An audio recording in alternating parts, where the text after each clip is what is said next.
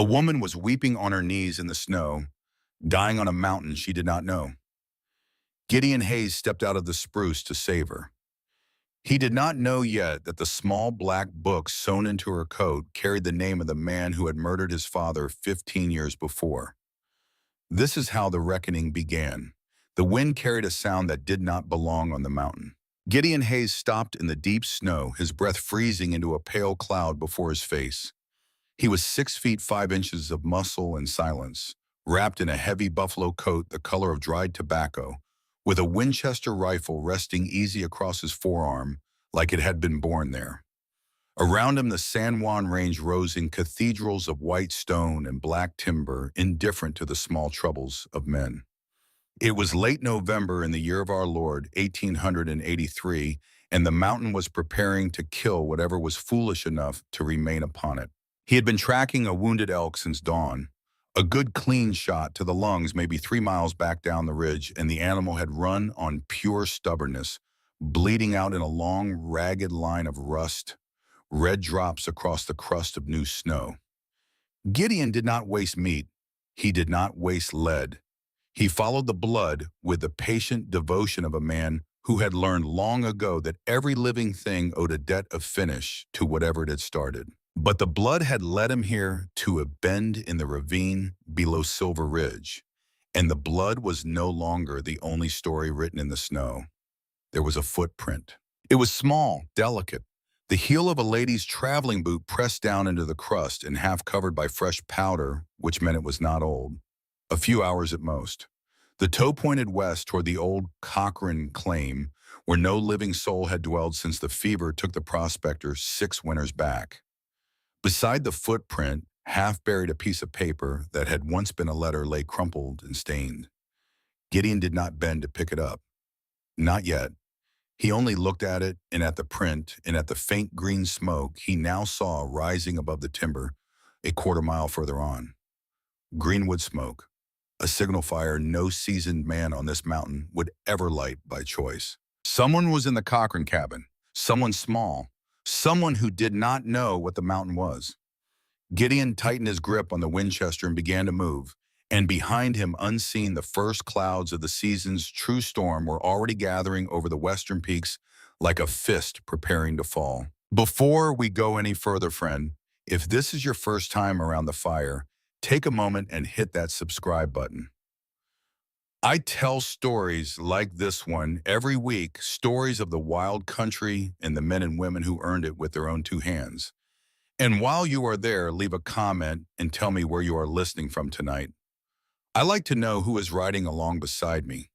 Now let us get back to the mountain because the blood is still cooling on the snow, and the woman in the cabin does not yet know how close death has come. The Hayes brothers had built their home on the high shoulder of Silver Ridge, a full day's hard ride from Telluride, and they had built it the way a man builds a thing he means to die in. 2 stories of stacked pines squared and notched by hand with a stone chimney wide enough to roast a whole deer over, and a roof pitched steep enough to shed 10 feet of snow without a groan. They called it 3 Pines Cabin on account of the 3 great trees standing sentinel at the front door, and the 3 brothers who had come up the mountain together 10 long years ago and had not come down since. Gideon was the eldest at 34. He was a quiet man, and the quiet in him was the kind that had been earned, not inherited. He had gone off to the war between the states at 15 years old, a drummer boy in a Union regiment, small enough that his colonel had nearly sent him home twice. He did not get sent home. He saw Petersburg. He saw Appomattox. He saw a cousin die with his hand in Gideon's hand, asking for his mother, and Gideon had lied and said she was coming because it was the only mercy he had to give.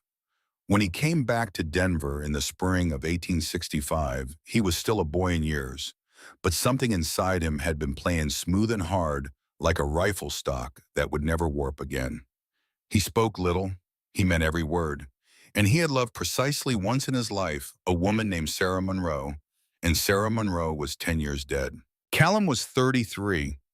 He was the hunter of the 3, and he had a tracker's eyes, the kind that saw too much and forgave too little. Where Gideon was still water, Callum was a fast creek and spring, restless, sharp, prone to laughter that came a half-breath before it cut. He had a scar beneath his chin from a Bowie knife fight in a mining camp outside Leadville, and he was the only one of the brothers who still carried the old anger of their boyhood out where a person could see it. He loved his brothers fiercely. He trusted no one else. Ezra was 32, the youngest. He had gone east once to study medicine at the University of Pennsylvania, and he had made it 2 years before his mother's long final illness called him home in the winter of 1870. He still had a doctor's hands long-fingered and careful, and he still kept a worn copy of Gray's Anatomy on the shelf above the stove beside their mother's King James Bible. Ezra was the one who read. Ezra was the one who healed. Ezra was the one who, when their mother had lain dying of the lung fever in that bitter winter, had sat with her through every night for 3 months without sleeping longer than an hour at a stretch. There was a gentleness in Ezra, and there was a steel behind the gentleness, and people who mistook the first for the absence of the second were reliably surprised. 15 years before the night in question in the spring of 1868, the brothers had a father named Thaddeus Hayes. He had been a banker in Denver, an honest man in a dishonest town, and the railroad men had decided he was standing on land they meant to have. The newspapers called it a holdup gone wrong. The newspapers were wrong. The brothers knew it. They had never been able to prove it. And 10 years later, when Sarah Monroe had been shot down in a Denver alley in what the authorities called an armed robbery by an unknown gang, Gideon had known in the deepest quiet chamber of himself that the same hand had signed her death as had signed his father's. He had kept that knowing locked up inside his chest for a decade. He had not spoken it aloud, not even to his brothers. Especially not to his brothers, because he had already lost too much and he could not stand to lose them. So the three Hayes brothers lived on the mountain, and they hunted and they trapped and they worked a small silver claim that paid enough to keep them in powder and coffee, and they trusted no man in a suit and polished boots, and they had, as far as the world was concerned, finished with the business of loving women. Which is why the green smoke rising from the old Cochrane cabin was on that particular afternoon a problem. On the mountain, a man can only trust his own blood and his own Winchester. Gideon had said that to his brothers more times than any of them could count. He said it now quietly to himself as he moved through the blue spruce with the silent rolling step of a practiced hunter. The wind had shifted. He could smell the smoke clearly now. Pine sap too fresh. Whoever was burning that wood had cut it green, which meant they did not know any better, which meant they were not an outlaw or a seasoned claim jumper, which meant most likely they were going to die within the week unless someone interfered. He did not want to interfere. He had a rule about interfering, but he kept moving toward the smoke anyway, because a man can hold a rule and still know when to break it, and that is one of the differences between a man and a stone. He came through the last stand of spruce and parted the heavy snow-laden branches with the barrel of his rifle, and for a long moment he forgot entirely how to breathe. There was a woman. She was standing in front of the sagging Cochrane cabin, and she was swinging a rusted axe at a frozen pine stump with the kind of desperate fury that belongs only to people who have run out of other options. She was not dressed for the mountain. She was wearing a long wool coat that had plainly been cut for a man twice her size, and the hem of it dragged in the snow behind her like a dark stain. Her hands were wrapped in torn strips of burlap. Her hair, what he could see of it beneath the hood, was the color of clover honey in a jar held up to the sun. Her cheeks were burned red by the cold, and she was shaking so badly that each swing of the axe missed the stump entirely by 3 or 4 inches, biting into the crust of the snow and sending up a small white plume. She swung. She missed. She swung again. She missed again. And then she stopped. And she dropped the axe, and she sank to her knees in the snow, and she wept. She did not weep the way women wept in parlors in Denver. She wept the way a person weeps when they have understood very suddenly that no one at all is coming to save them. She pressed her burlap-wrapped hands over her mouth to keep the sound in, because somewhere inside her, even now, there was a Boston woman who had been taught that weeping was a private matter. And that small, stubborn dignity maintained in front of a stump and a rusted axe in a mountain that did not care went into Gideon Hayes like a knife blade between the ribs. He could have turned and left. A wiser man would have. A man who was still obeying all his own rules would have. He stepped out from the tree line. The crunch of his boot on the crusted snow was louder than a rifle shot in the still afternoon. The woman's head came up. For one held breath, she only stared at him, a pale oval of a face with two enormous blue eyes inside it, and then she was scrambling backward on her hands and the heels of her boots, her gloved hands digging frantically into the oversized pockets of her coat. By the time he had taken his second step, she had produced with trembling hands a heavy rusted Colt Patterson revolver that looked older than she was. She gripped it with both hands and leveled it at the middle of his chest. "Stay where you are," she said. Her voice was hoarse, but it carried. "I swear before God, mister, I will put a hole straight through you." Gideon stopped. He did not raise his rifle. He did not lower it either. He only looked at her and at the revolver and at the shaking of her hands, and he spoke in the low, steady voice he used with frightened horses. "Ma'am, that hammer is rusted clean shut. I reckon it has been rusted since before I was born, and even if it was not, your hands are shaking so bad you could not hit the broad side of a barn from the inside." She blinked at him. A tear tracked down her wind-burned cheek, and she did not seem to notice it. "Who sent you?" she demanded. "Was it Blackwood? You tell him I would sooner die up here than go back. You tell him that." And there on the ridge above the old Cochrane claim, in the thin afternoon light of a dying November, Gideon Hayes felt the name Blackwood strike him like a slug of cold lead to the sternum. His face did not change. He had learned long ago never to let his face change at the important moments.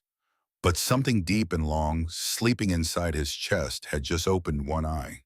"Nobody sent me," he said quietly. "I live up the ridge. I saw your smoke." He unslung a brace of freshly trapped snowshoe hairs from his shoulder and laid them slowly onto the snow, halfway between himself and the shaking woman. Then he straightened, keeping his hands plainly visible.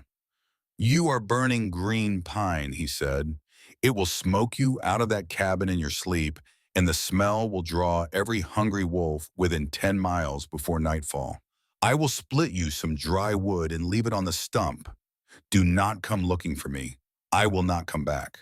He did not wait for her to answer. He turned his back on the revolver, which was a calculated risk, and he walked to a deadfall branch at the edge of the clearing, and he split it into neat dry lengths with 4 clean strokes of his hatchet.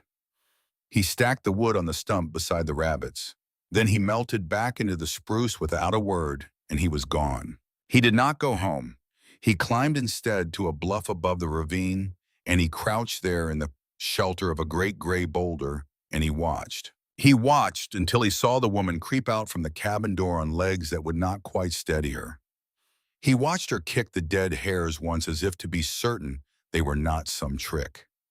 He watched her gather them into her coat with a small, shuddering cry, and then gather the split wood, and then stand for a long moment with her face turned up toward the ridge as if she were trying to see him, as if she were trying to say a thing she did not have any words for. Then she went inside and she shut the door, and a moment later the smoke above the cabin thinned and whitened and climbed straight and clean. She had used the dry wood. Good. She had a chance now, a small one. Gideon watched a while longer. The sky to the west was turning the color of a fresh bruise. A storm was coming, and it was coming then heavy. And somewhere in a city he did not live, and a man named Blackwood had sent this girl running for her life. He turned and started up the ridge to fetch his brothers. Now there is a great deal to be said of a woman who will point a rusted revolver at a man twice her size in the snow, and most of it is good. But to understand what drove Eliza Whitmore into that cabin on that afternoon, we must leave the mountain for a moment and travel 900 miles east to a narrow house on a cobbled street in Boston where the story of the thing had begun. Eliza Whitmore was 23 years old. She was the younger daughter of Judge Alistair Whitmore, a man respected by everyone in the Suffolk County Courthouse for a quarter of a century, And she had grown up in the sheltered, particular way of a well-bred Bostonian girl with a governess who taught her French and a grandmother from County Cork who taught her how to set a broken rabbit bone with a splint of cedar wood and how to read the weather from the behavior of the chimney smoke. Her mother had died when Eliza was 7. Her father had raised her and her sister Clara on honor scripture, the music of Stephen Foster, and the absolute conviction that the law was the one fence between civilization and the wolf. In May of that same year, 1883, her father had died suddenly of a stroke at his bench. And the bench, it turned out, did not leave its daughters a fortune. It left them a mortgaged house and a stack of bills from his final illness, and the understanding, as certain as winter, that respectable unmarried women in Boston did not long remain respectable when they had no money. Clara had done what she believed she had to do. 2 years prior, in 1881, she had married a man named Josiah Blackwood, who was the chief enforcement officer for the Western Pacific Railroad, and who was the wealthiest suitor who had ever walked up the Whitmore steps. Clara had not loved him. Clara had understood him in the way smart women sometimes understand dangerous men, and she had married him to save her father's house and Eliza's future in the last shred of the family name. Eliza had held her sister's hands the morning of the wedding and had whispered into her hair that she did not have to do this. Clara had smiled a small, tired smile that Eliza would remember for the rest of her life, and she had said, "Someone in this family has to be the practical one, little bird, and it was never going to be you." 3 months later, in the August following their father's death, Clara had sent Eliza a letter. The letter was not a letter any woman should have had to write. Clara had found a ledger in her husband's private study, a small black leather book bound in oiled calfskin, kept in a drawer behind a false panel in his desk. The ledger was a record in Josiah Blackwood's own hand of 8 separate, arranged tragedies he had engineered for the Western Pacific Railroad over the previous 15 years. Among them was the Durango payroll train derailment of the prior winter, in which 10 men had died and $80,000 in railroad script had vanished into Blackwood's accounts. The papers had called it a tragic accident. It had not been an accident. Clara wrote all of this to her sister in a hand that shook visibly on the page, and she begged Eliza to be careful. And she said that she did not know yet what she was going to do, only that she could no longer stand to drink her morning coffee across from him without tasting the iron of it. 2 weeks later, Clara Whitmore Blackwood was found at the foot of the main staircase in her husband's Back Bay mansion with a broken neck. The papers called it a tragic accident. The papers were once again wrong. Eliza had gone to the house during the wake when Josiah was receiving condolences in the front parlor, and she had gone up to her sister's dressing room, and she had lifted the lid of the music box their mother had given them both when they were small, the one that played Beautiful Dreamer when you wound it. Inside the velvet-lined compartment beneath the movement, where she and Clara had once hidden childhood secrets, she had found a small black leather ledger. Clara, even at the end, had thought of her little bird. Eliza had left Boston that night with a carpet bag, the ledger sewn into the lining of a man's wool coat she had bought from a rag dealer, and the last of her father's gold concealed inside the spine of her mother's Bible. She had fled first to Albany, then to Chicago.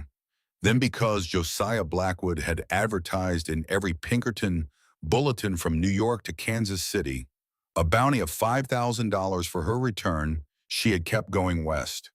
In a boarding house in St. Louis, a kindly woman who ran the place had pressed into her hand a folded page torn from a matrimonial gazette called the Matrimonial News. There was a single advertisement circled in pencil: Mr. Gideon Hayes of Silver Ridge, Colorado, seeking a woman of strong character, willing to share a remote mountain homestead. No photograph required. Reply in care of Telluride Post Office. It was Eliza had thought a prayer in the shape of a paragraph. She had answered it that same night.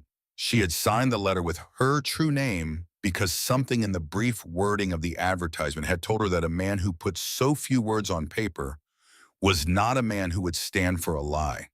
She had received a reply within 2 weeks directing her to the Cochrane claim and instructions for the stage and a rough hand-drawn map. She had taken the train as far as Alamosa and then a Wells Fargo stagecoach as far as it would go, And then with the last of the light failing on her first afternoon on the mountain, she had walked the final 3 miles to the address on the map, dragging her carpet bag through snow that was already above her ankles. What she had found was not a homestead. What she had found was a collapsing one-room prospector's shack, with its doors sagged on a single hinge, and its roof half given way, and a cold hearth thick with bird droppings, and no husband, and no provisions, and no soul within shouting distance. She had understood, standing in that doorway, that she had been deceived. She had understood it the way one understands a sudden cold current pulling one under. But she had also understood that she could not, in the middle of winter on a mountain, she did not know, simply lie down and die. So she had swept the cabin out with her bare hands. She had lit a fire with damp green wood because she did not know the difference. She had eaten the last of the hardtack from her carpet bag.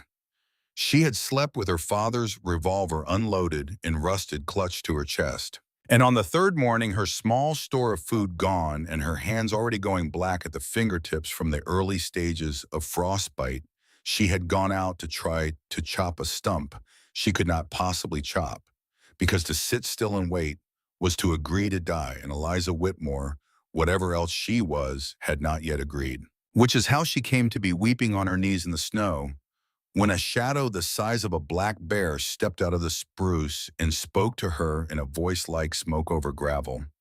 Now we return to the mountain, for the men are moving now, and the snow is beginning to fall in earnest. Callum Hayes was breaking down a deer carcass at the back of the smokehouse when his elder brother came up the path at a walk that to Callum's trained eye was not quite his brother's ordinary walk. Ezra, who was splitting kindling in the lee of the cabin, straightened and set down his axe before Gideon had said a word. The brothers had lived together on the mountain long enough that they could read one another the way other men read the weather. "Found smoke down at the Cochran place," Gideon said. "No preamble. Green pine. Somebody's in there," claimed Jumper, Callum said at once with a quick flash of teeth. "Want me to go flush him?" Gideon did not answer immediately. He looked at the darkening western sky. He looked at his brothers. And then in the quiet way he said, not a him, a woman, alone. No gear, no food, no sense about the wood. Boston, by the way she speaks. And she had a Patterson revolver pulled on me inside of 30 seconds of seeing my face. Callum's grin vanished. Ezra went very still. "She used a name," Gideon said. He paused. His voice went one half step lower, which for Gideon was the vocal equivalent of another man pounding the table.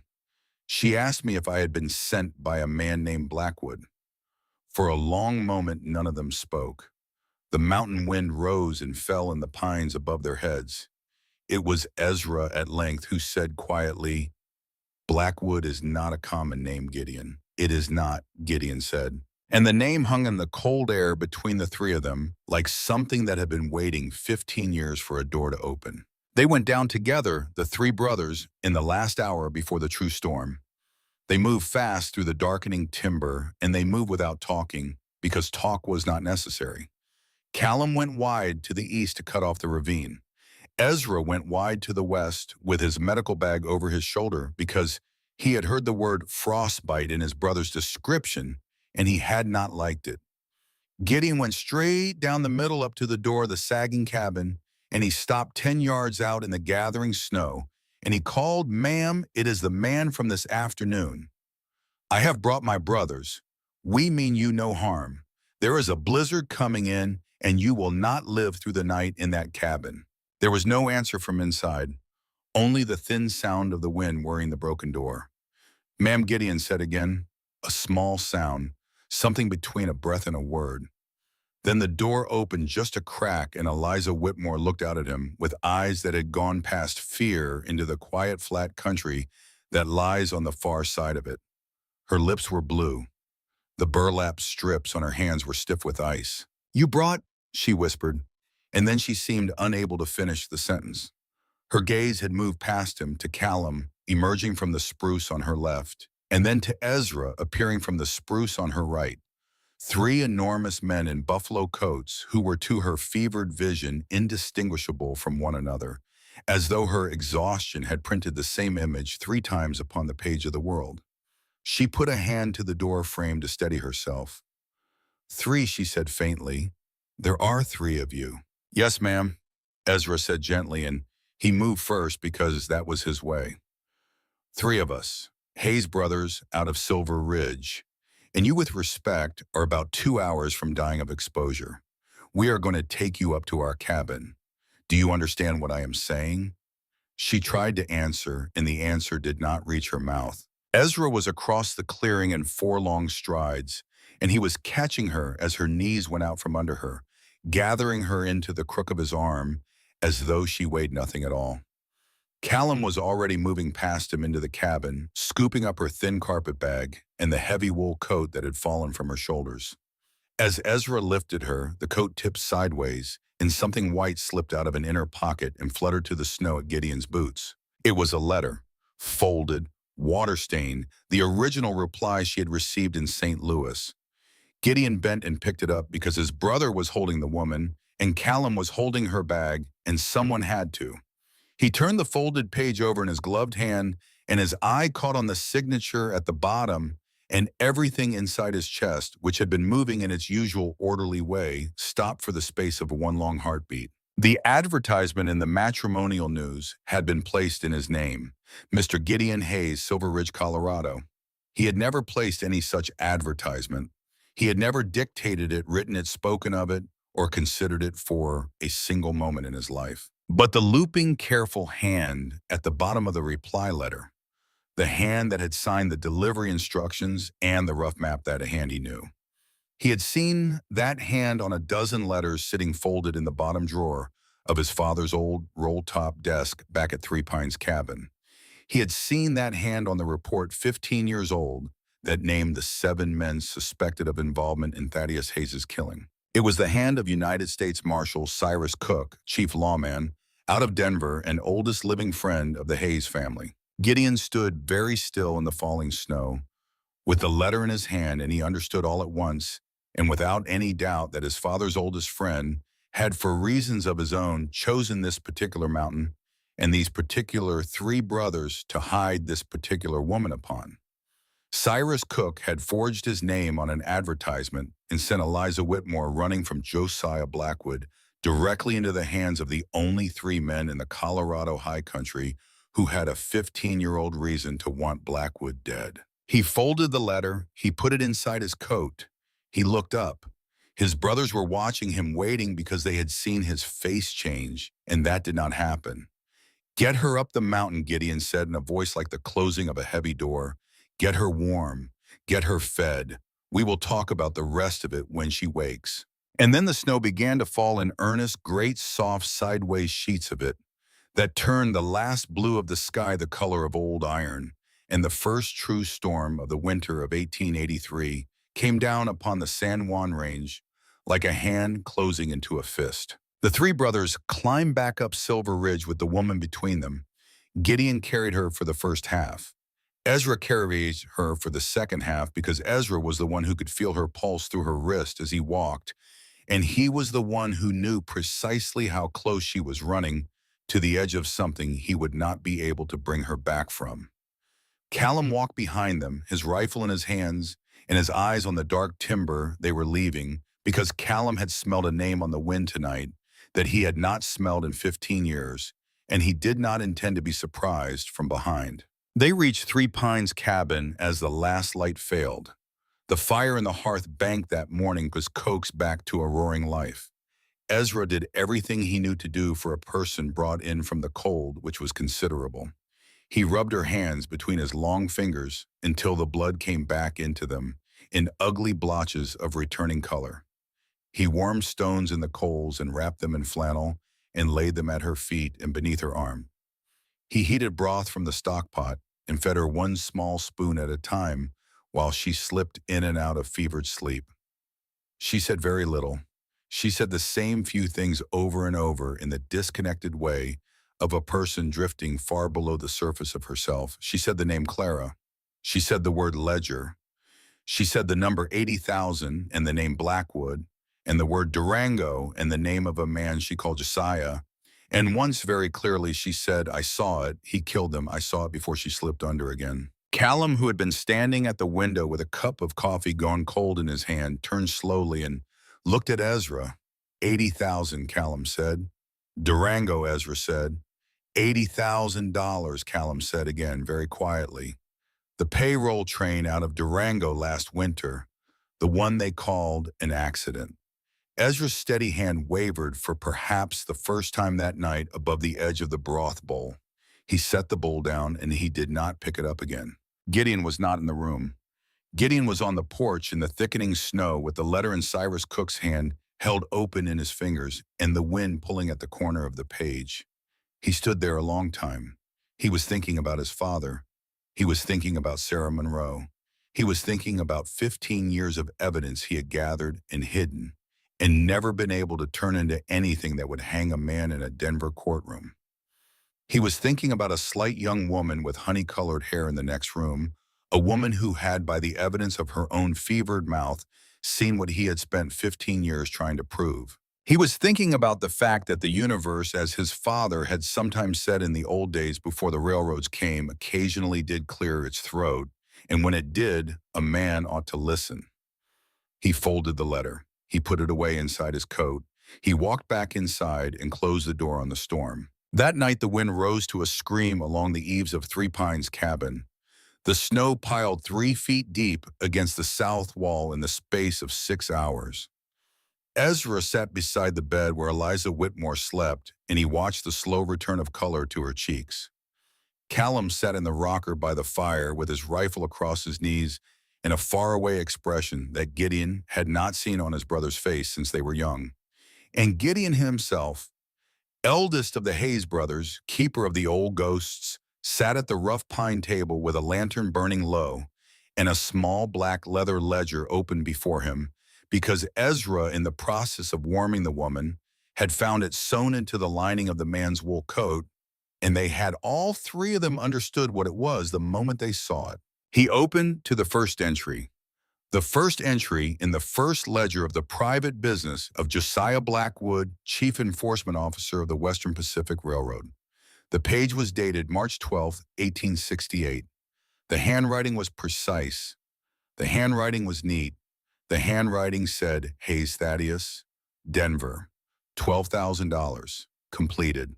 Gideon Hayes sat alone with his father's name written in the hand of the man who had killed him, and he did not weep because weeping was a country he had stopped visiting a long time ago.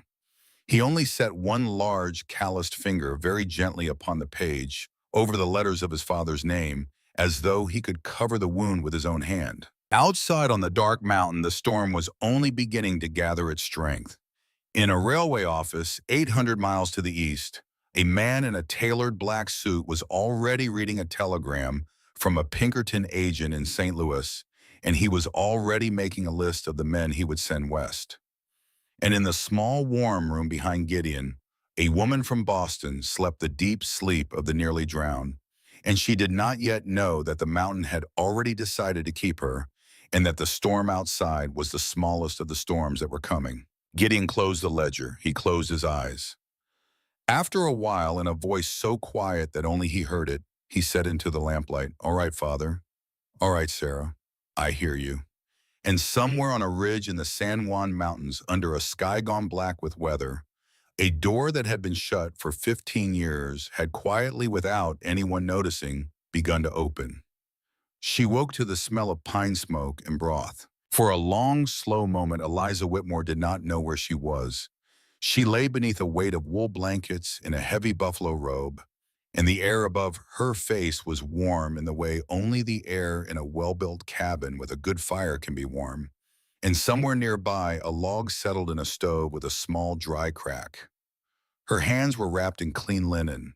Her feet were wrapped in clean linen. She could feel her toes, which was the first piece of information her returning mind decided to notice. And each toe hurt in a separate, specific way, which meant that they were all still attached, and that was on the whole good news. She turned her head on the pillow, which was stuffed with something that crinkled, likely dried pine needles for the scent of them, and she saw a man sitting beside her bed. He was reading a book. He was a mountain of a man, folded carefully into a straight-backed wooden chair, long legs crossed at the ankles. one large hand holding the book open and the other resting on his thigh. He had a lamp turned low on the nightstand beside him.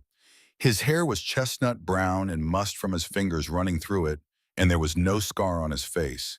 It occurred to Eliza distantly that she had fallen asleep afraid of three men and had woken to one, and that the one was watching over her with a book in his hand, as though he had all the time in the world and nothing more pressing to do with it. Ezra Hayes heard her breathing change before she made any sound. He closed the book on his finger to mark the page, and he set it gently on the nightstand, and he turned to her with the kind of unhurried attention that good doctors acquire after their first winter of losing patience in the small hours. "Welcome back to the land of the living, Miss Whitmore," he said, and his voice was the softest of the three she half remembered. "You have been our guest for the better part of 3 days. Do not try to sit up yet. You are not going to like it." She tried to sit up anyway. She did not like it. Ezra was ready with a hand beneath her shoulder. He eased her back onto the pillow with the practiced gentleness of a man who had been easing people back onto pillows since he was 20 years old. He poured water from an earthenware pitcher into a tin cup. He held the cup for her while she drank because her hands, though warm now, were still not steady. She drank the whole cup. She wanted a second. He gave her half of one and then set the rest aside. "Too much at once will sicken you," he said. "You have been taking only broth. Your body has forgotten what to do with the rest." Eliza looked at him. She looked at the low, rough beam ceiling above her. She looked at the pegs on the wall where a man's flannel shirts hung in a neat row. The shirt she was wearing, she realized belatedly, was one of them sleeves rolled twice at the cuffs to keep her hands free. Her cheeks went hot for a moment, and Ezra, being Ezra, turned his eyes politely to the window and cleared his throat. "Your clothes are clean and folded on the chest at the foot of the bed," he said, speaking to the glass. "My elder brother handled the thaw. I handled the doctoring. No one was anywhere they were not required to be. You have my word on it, and my brother's word with it, which is worth somewhat more." "Thank you," Eliza said. Her voice had come back rough, but it had come back. "Thank you, Mr. Hayes." "Sure." "Ezra, please," he said, still speaking to the window. "There are 3 Mr. Hayes in this cabin, and it becomes confusing." She almost smiled. It surprised her that she still could. By the time the door at the end of the hall opened and his brothers came in, she had managed to sit up against the piled pillows, and Ezra had combed her honey-colored hair gently back from her face with his fingers and tied it in a loose knot at the base of her neck with a length of leather cord, because hair in the face of a recovering patient, he said, was an indignity a person did not need. Gideon came in first, ducking under the low door, and Callum came in behind him with a tray of bread and more broth, and astonishingly a small dish of preserved peaches from a jar with a faded handwritten label pasted on the side. Callum set the tray on the nightstand, and then, with the careful seriousness of a man who was trying very hard not to hover, retreated to stand beside the window with his arms folded across his chest. The 3 of them looked at her. She looked at the 3 of them. She understood now that she had not been dreaming. They truly were identical. 3 pairs of whiskey amber eyes, 3 strong square jaws, 3 broad shoulders crowding this small warm room. She could tell them apart now only by the details Ezra had pointed out when he named them for her a moment earlier. Gideon was the one with the long, clean scar across his left cheek. Callum was the one with the small scar beneath his chin. Ezra was the one with no scar on his face at all, the one sitting beside her, the one with the book. Gideon sat down on the wooden bench opposite the foot of the bed. He leaned his forearms on his knees. He looked at her a long moment, not unkindly, the way a man looks at a problem he has decided to solve rather than avoid. "Miss Whitmore," he said, "we need to know how much you remember telling us these past 3 days, and we need to know what is still true now that your fever has broken." She drew a breath. The breath hurt a little. She was aware of Ezra's careful watching beside her, the way a good brother watches a good doctor ready to intervene if the doctor pushed the patient too hard. She was aware of Callum at the window, silent outwardly, still though his jaw was working in a small, slow rhythm that suggested a man holding something down by force. She told them. She told them about her father dying in May. She told them about Clara marrying Josiah Blackwood in 1881 to save the family. She told them about the letter in August, the small black ledger in the music box, the broken neck at the bottom of the staircase the papers had called a tragic accident. She told them about running from Boston with the ledger sewn into the lining of the second-hand man's coat. She told them about St. Louis and the circled advertisement in the matrimonial news. She told them about the Cochrane cabin and the 3 days without food and the rusted revolver in the stump. When she had finished, none of them spoke for a long moment. Outside the small, thick-paned window, the snow had stopped falling at last, and the sun was coming up over the eastern shoulder of Silver Ridge in a long, clean line of gold. Gideon reached inside his heavy flannel shirt. He took out the small black ledger. Her breath caught. She had not seen it since before the cabin. She had half believed in her fever that she had imagined it. Miss Whitmore, Gideon said, I am going to ask you one hard question, and I want you to answer honest. Did you read past the first few pages of this? She shook her head slowly. I opened it only enough to see that it was his. I did not dare carry it open. I thought if I read it, I would not have the strength to run with it. Gideon nodded once as though she had answered correctly on a question he already knew the answer to. Then he opened the ledger to its first page, and he turned the ledger around on his knee so that she could see it, and he set his broad forefinger gently on the topmost entry. Hayes Thaddeus, Denver, $12,000, completed. The 12th of March, 1868. Eliza read the line. She read it again. Her eyes rose slowly from the page to Gideon's face and then past him to Ezra and then past Ezra to Callum by the window. And in that moment, without any of them saying a word, she understood why her arrival on this mountain had felt from the first like the hand of something larger than herself bringing her here. My father was a banker in Denver, Gideon said quietly. He would not sell his land to the Western Pacific.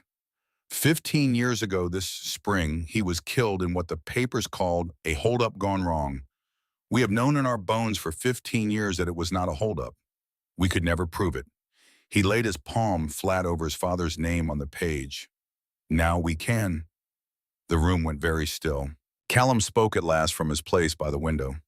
His voice was rougher than his brother's. There is a page further on, ma'am. An entry from 1873. You can tell her, Gideon, or I will. Gideon turned the pages. He turned them slowly as a man turns pages of something that hurts him. He stopped. He held the book up. Eliza saw the entry. She did not know the name. But she saw that Gideon's hand on the ledger had gone white across the knuckles. Monroe Sarah, Gideon said, and his voice did a thing his voice did not usually do. It thinned. Denver, $400, completed. The 22nd of October, 1873. Eliza looked at him. She did not understand yet, but she saw his face and she understood that whatever this was, it was nearly unbearable. Sarah Monroe, Ezra said softly from beside her, was the woman my brother was to marry. She was shot dead in a Denver alley 10 years ago this month. They told us it was an armed robbery by an unknown gang. Her father had been a witness in the hearing about our own father's death. He had told the coroner quietly that he believed Josiah Blackwood was behind it. A week after Sarah died, her chaplain, whose name was Amos Monroe, stopped speaking of the matter altogether and moved to California. And my brother Ezra added, and he paused a moment and looked at Gideon with an expression of such old quiet grief that Eliza's throat ached. My brother has been hunting the truth of both those deaths for 10 years on this mountain alone because he would not risk the two of us to it. Callum spoke again from the window. His voice was not loud. It was in fact very soft. But there was a thing in it that made the hair stand up on Eliza's arms. 10 years, Gideon, Callum said. 10 years you sat across that pine table from us every night and never said. 10 years. Gideon did not look at him. I could not bury you too, Gideon said. Not after him. Not after her. I could not. There was a silence so long and so heavy in the small, warm room that Eliza could hear the fire speak in the hearth down the hall. Then Callum walked the 2 strides to the bed, and he set his large hand on his elder brother's shoulder, and he squeezed it once hard. and he did not speak because there were no words between them that had not already been said in that one touch. Gideon covered his brother's hand with his own for the space of one breath. Then Callum stepped back. On this mountain, Gideon said at length to Eliza, a man can only trust his own blood and his own Winchester. Our father used to say it. Our grandfather used to say it. We have said it to each other so many times that the words have worn smooth. He looked up. He met her eyes, and for the first time, she saw beneath the carved, weathered face and the long, pale scar a man entirely present. Miss Whitmore, he said, you brought us the name of the man who killed our father and the woman I was going to marry. You brought it to our door at the precise moment we could finally do something with it. You did not bring trouble into this house. You brought us a reason to believe that a thing we had almost stopped praying about had been heard. Eliza's eyes filled. She did not let them spill. A Whitmore did not weep in front of strangers. Although she thought somewhere behind her discipline, the three men in this room were plainly no longer strangers. I am so sorry, Mr. Hayes, she whispered. Gideon, he said, the three of us share the name. You will need the given names to keep us straight. Gideon, she said. He inclined his head once gravely as though a small sacrament had been performed between them. They told her the rest of it then. The advertisement in the matrimonial news had been placed in Gideon's name by United States Marshal Cyrus Cook, oldest friend of their late father, chief lawman out of Denver. Gideon had recognized the looping hand on her reply letter the moment it had fallen from her pocket at the Cochran cabin.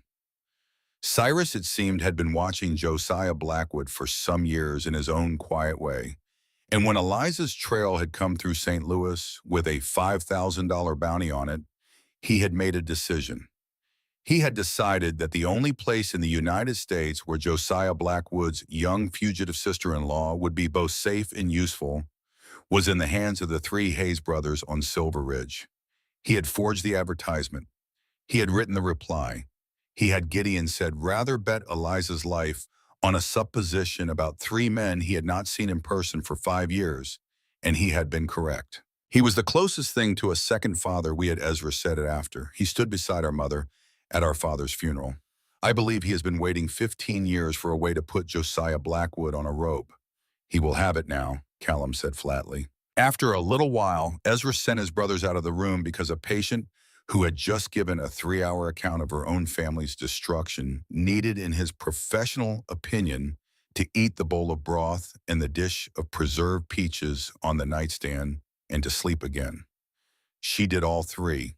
She did the last of the three, with his book open once more in the chair beside her, because she had asked him quietly if he might stay, while she closed her eyes and he had said, yes, Miss Whitmore, for as long as you like, and he had said it in such a simple, untroubled way that she had not felt foolish for asking. When she woke the second time, it was evening and she was stronger, and Callum Hayes was sitting in the chair where Ezra had been. Callum did not have a book. Callum had a whetstone and a hunting knife and a square of oiled leather, and he was putting an edge on the knife with the slow, patient attention of a man who liked his tools as sharp as an argument. He did not look up when she stirred.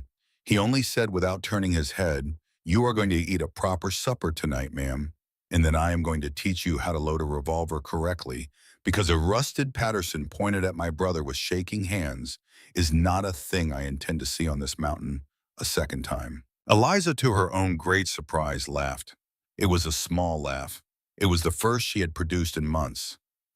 Callum looked up at the sound, startled, and his hard face broke for one unguarded instant into something almost boyish, and he looked away quickly as though caught.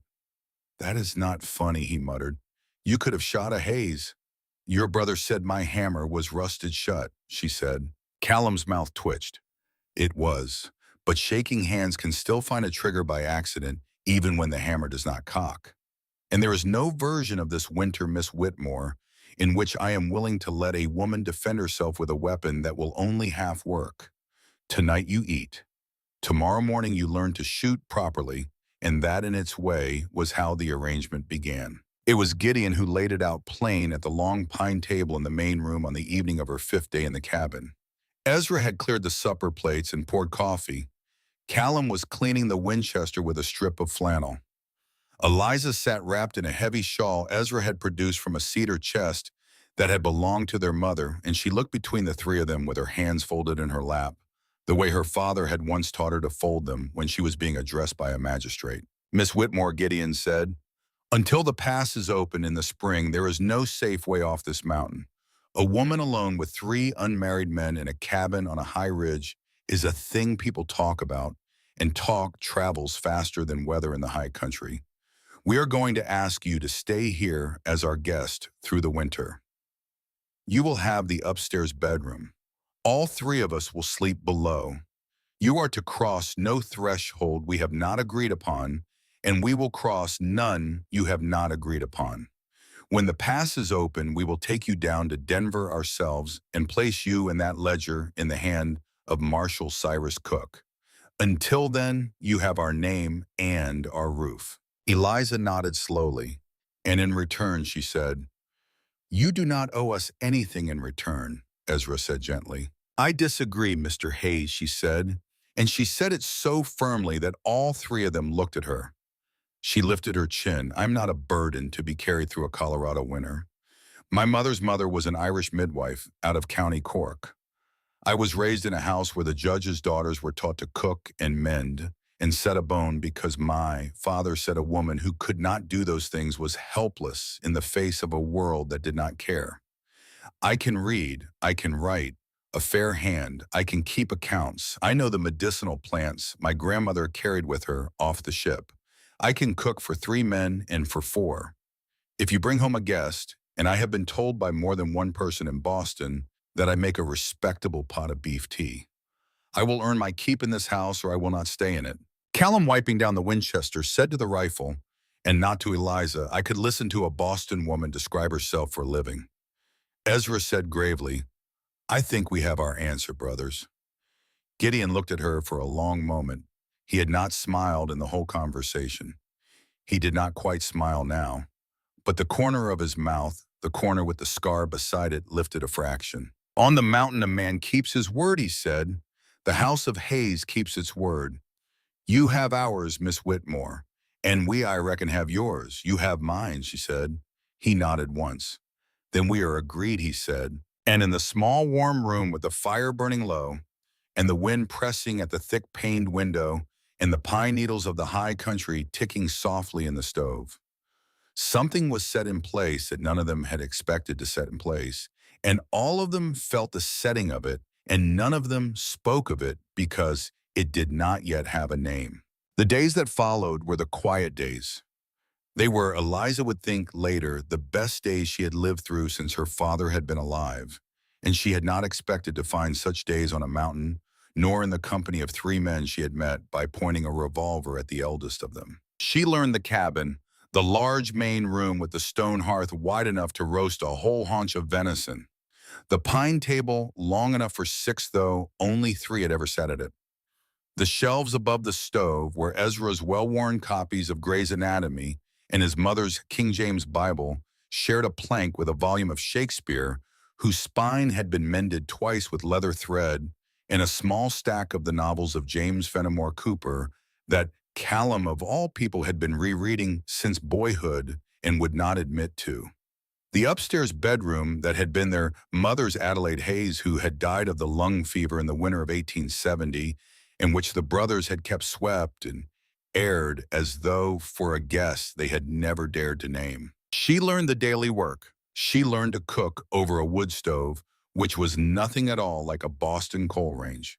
She learned under Ezra's patient instruction which of her grandmother's dried herbs could be steeped into a tea for a hunter's sore back, and which could be ground into a poultice for a rope burn. She taught him in return that the small white flour her grandmother had called feverfew could be boiled down to reduce the fevers of lung sickness, and Ezra, who had watched his mother die of the lung fever and never forgotten it, sat very still while she explained it to him, and at the end he said quietly, "Thank you, Miss Whitmore, I did not know that," and she understood that he had meant it in a way that went further than the herb. Callum was a harder country to cross. Callum was polite to her, and Callum was protective of her, But Callum was watching her. She understood this without resentment. Callum was the one who trusted no one, and he had the job by some unspoken division of labor among the brothers of being the last of the three to decide she could be trusted entirely. He took her as promised to the small, flat clearing behind the smokehouse on the morning of her sixth day in the cabin, and he taught her from the beginning how to load and fire a Colt single-action Army revolver with the weight and the balance of a real weapon. He stood behind her, not quite touching her, and he corrected the set of her shoulders with a few murmured words, and he did not laugh at her when her first shot went high into a pine, and he did not laugh at her when her fifth shot clipped the edge of the safety tin he had set up as a target, and when her 10th shot split the tin clean through the middle, he said simply, "Good," and he meant it, and Eliza, who had grown up in a house where praise was rationed, like wartime sugar, felt her face go warm with an unfamiliar kind of pleasure. Callum taught her over the following days how to read tracks in the snow. He showed her the deep print of a buck and the neat shallow print of a doe, and the difference between the pad of a lynx and the pad of a cougar, and the long stride of a lone wolf pushing through a drift. He showed her standing very still in the spruce above the creek. The small pressed disturbances that said a rabbit had passed here in the night, and the deeper prints that said a fox had passed here in pursuit. He taught her by slow, patient degrees to walk through the timber without speaking, because the high country, he said, told a person everything they needed to know if the person would only shut their mouth and listen. Ezra taught her by firelight. After supper, with the dishes cleared, and Callum at the window with his rifle and his novel, and Gideon at the hearth with a piece of pine and his knife, Ezra would draw up the chair opposite her and open one of the books from the shelf, and they would read to each other slowly for an hour before she went upstairs. They read King Lear together, taking parts. Ezra read Kent and Edgar. Eliza read Cordelia and the Fool. They read from the Song of Solomon, and Eliza was the one who had to look at the fire when they finished, because her grandmother had read it to her once as a girl, and she had forgotten how beautiful it was. They read from a worn little volume of the poems of Emily Dickinson that Ezra had bought in Philadelphia. And it was the night they read the poem about hope being the thing with feathers that Eliza, without meaning to, began to cry quietly into her tea, and Ezra, without making any fuss about it, simply handed her his handkerchief and went on reading in his soft, careful voice until the poem was done. And Gideon, by the hearth with his knife and his piece of pine, watched his brother read to the woman from Boston and did not speak. Gideon was the last to approach her. He had the furthest to come. He was the one who had loved and had buried what he loved and had sworn in the black winter of 1873 to close that door in himself forever. He was not a man who changed his mind lightly, but the woman was in his house, the woman was at his table. The woman had a way of setting the coffee cups on the tray after supper that reminded him in a way that was almost painful of the way his mother had set cups on a tray when he was a boy of 6, and Adelaide Hayes had sung under her breath while she did it. On the evening of the 9th day, when the others had gone to their bunks and only the two of them remained by the fire, Eliza sat down on the footstool beside his chair, and she asked him softly about the scar on his cheek. Gideon did not answer at first. He held his knife very still on the small pine carving he was making, which had begun to take the shape, though he had not admitted this to himself, of a doe. He looked at her a long moment in the red glow of the hearth. Then he told her about Petersburg. He told her about a splinter of shell that had come out of nowhere and opened his cheek to the bone when he was 16 years old. He told her that the regimental surgeon had sewn it up with a cobbler's needle by the light of a farrier's lantern, and that Gideon had held the lantern on himself so that the surgeon would have both hands free. Eliza listened. She did not interrupt. When he had finished, she said softly, "And Sarah?" He did not answer for a long time. "She was kind," he said at last. "That is the first thing I want to say about her. People always tell you that a woman was beautiful first. Sarah was beautiful, but she was kind. She was kind to me when I had come back from the war, and I did not know yet how to be inside a room with people. She would put her hand on the back of my hand at the dinner table when she saw me go somewhere else in my head. She never asked me to come back. She just put her hand on mine, and after a time I would come back on my own. because her hand was there. Eliza's eyes were full. She did not look away. I swore at her grave, Gideon said, that I would never love anyone again. I swore it because I could not bear to lose again. I thought at the time that I was making a promise to her, but I think now I was making a promise to myself, to the part of myself that could not stand any more losing. He turned the small pine carving in his hand. Miss Whitmore, he said. Eliza, she said. Eliza, he said. He said it as though trying the word for the first time. Eliza, I am not a young man. I am 34 years old and my face is marked, and my hands are not soft, and I have done very little in the last 10 years. But listen to the wind at night and wait for a thing I thought might never come. I do not know how to speak to a woman about what I am beginning to feel sitting here by this fire with you. I do not have the words. Then do not use any, Eliza said quietly. She reached up slowly so that he could stop her if he wished, and she laid her small hand over his large one where it rested on the arm of the chair. She let it rest there. She did not move it. He did not move his either. He only closed his eyes for one long breath, the way a man closes his eyes when he has been standing in the wind a long time and has finally come indoors. The small pine carving in his other hand shook just once. He steadied it. That, he said faintly, is a thing I did not think would happen again. I know, she said. They sat a long time by the fire without speaking. After a while, Gideon carefully finished the small dough, and he handed it to her, and she took it in both hands, and she set it on the shelf above the hearth beside Ezra's mended Shakespeare, where it would remain many winters later, long after both of them were old. When she went upstairs that night, Callum was still at his post by the window, though the novel had long since closed in his lap. He watched her climb the stairs with a candle in her hand. When she had gone, he looked over at his brother by the fire and he said nothing. He only lifted the corner of his mouth, the faintest acknowledgement that a thing had been seen and witnessed and approved. Then he went back to watching the dark line of the spruce beyond the window, because Callum Hayes did not forget, even for one evening, that somewhere down the mountain, a man in a tailored black suit was at that very moment making a list of the men he would send. The next morning, 13 days after Eliza had first come up, the ridge wrapped in another man's coat, Callum Hayes found a set of boot prints in the deep snow 2 miles below Three Pines cabin. They were fresh. They were 2 sets. They had been made by iron-shod city horses which had no business at all being on the ridge in winter.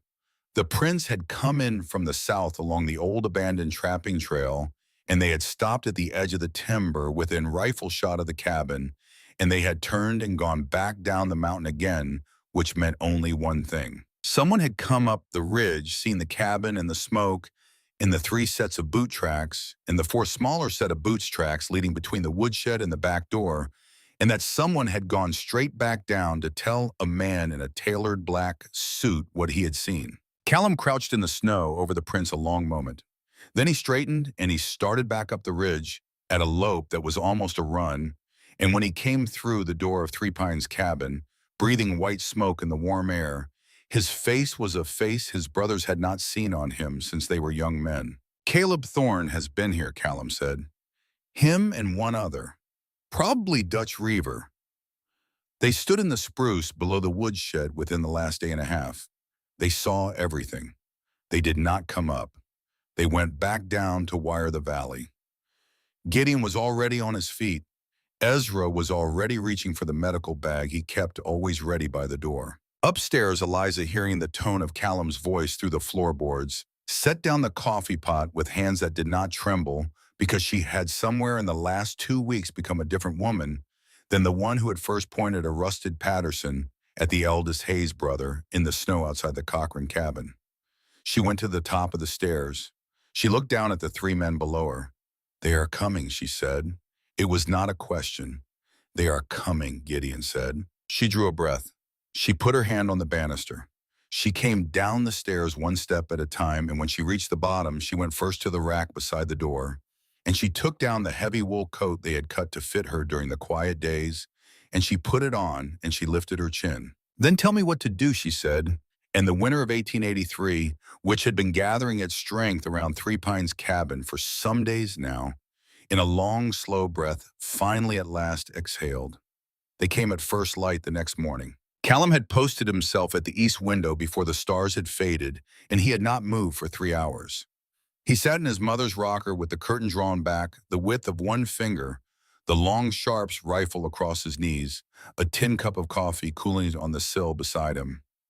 He did not drink the coffee. He had learned young that a man waiting for other men to come up a mountain did not drink coffee. A man waiting for other men to come up a mountain watched. Gideon was at the front door with the Winchester. Ezra was at the west window with the double-barreled coach gun from the wall, the medical bag at his feet because Ezra had understood long ago that in the Hayes household, he was both the last gun and the first surgeon, and that he would likely be needed to be both on the same morning. Eliza was in the loft above the main room lying flat on her stomach. On the pine floorboards, the Colt single-action army loaded and cocked on the planks beside her right hand, her blue eyes steady at the small loophole Gideon had cut into the loft gable years before for precisely this kind of morning. They did not speak. There was nothing left to say. Callum had laid it out the night before over the pine table maps and coffee cups and a small dish of lead shot for markers, and each of them knew where each of them would be when the killing started, and each of them knew what each of them would do if a particular one of them did not walk back into the cabin when it was finished. The killing would come. They all understood this. Caleb Thorne had not ridden away down the mountain to think about his feelings. It was Callum who saw them first.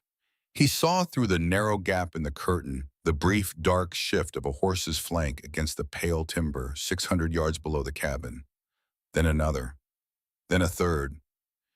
He did not speak. He only lifted his left hand slowly and showed 2 fingers and then 3, and then after a long pause a fourth. 4 horses, 4 riders. Caleb Thorne had come back with more than one man this time. He had come back with a crew. The lead rider halted at the tree line. Through the brass-mounted spyglass Callum kept on the sill, he saw the scar along the jaw where Callum had grazed him on a skirmish in the valley the autumn before. Caleb Thorne was back. Dutch Reaver sat his horse beside him, the right arm carried awkwardly where an old knife wound had never set quite right. And 2 men Callum did not know. Hired men. Range killers from down in the flats by the cut of their coats and the way they sat their horses. 4, Callum said softly into the quiet room. 3 of them are going to flank, Gideon said from the door. Caleb will parley first. That is his way. He likes to offer terms. Let him, said Callum. Caleb Thorne raised himself in the stirrups at the edge of the timber, and his voice came up the slope, clear and cold in the still morning air. Hayes, he called, you in the cabin. Hayes, Gideon did not answer. Gideon was listening for the flank. We only want the girl, Caleb called. And the book. Give us the girl and the book, and we ride out.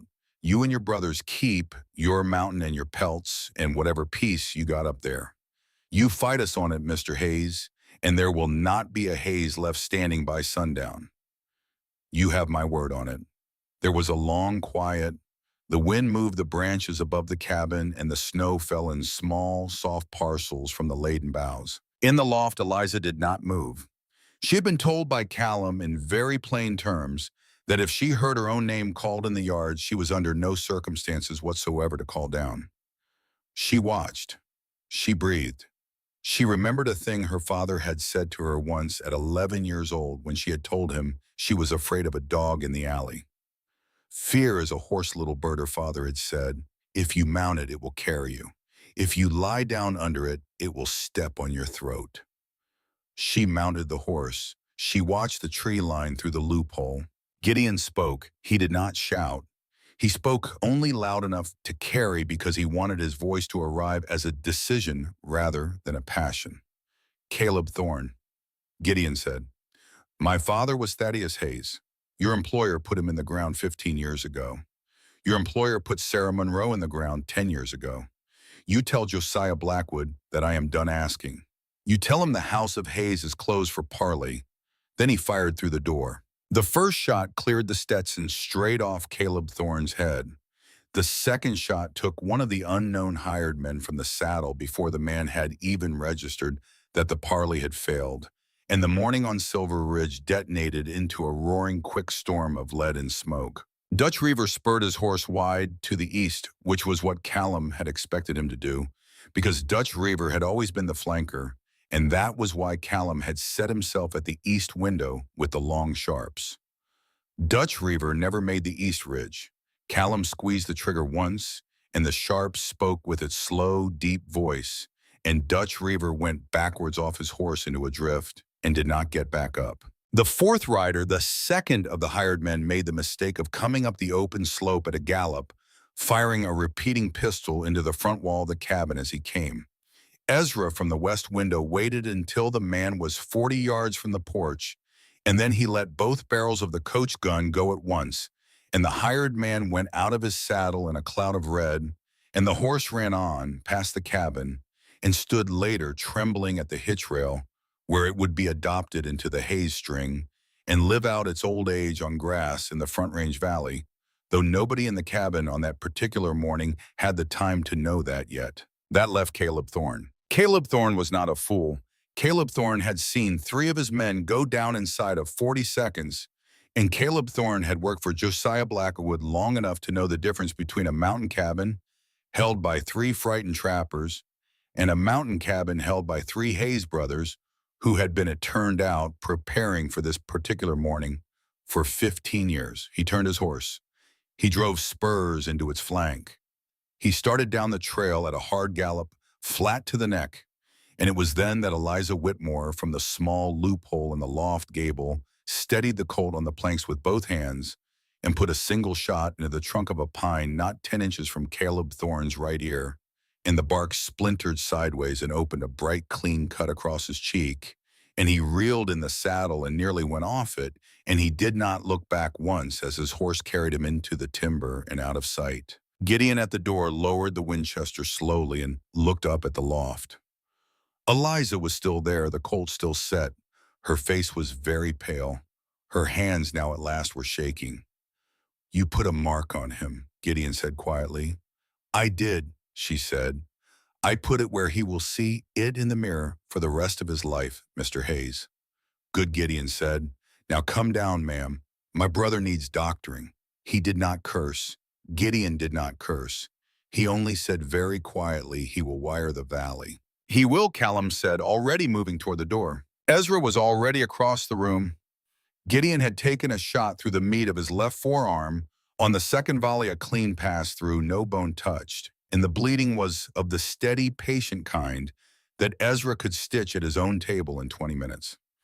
Ezra was stripping the sleeve of Gideon's coat back with the swift, economical movements of a man who had over many years learned to make his hands move when his heart did not wish to. In the loft, Eliza lowered the colt and set it very carefully on the planks, and she closed her eyes. She breathed once, then she went down the ladder. "Your brother is bleeding," she said to Ezra and then to Gideon. "I am going to boil water.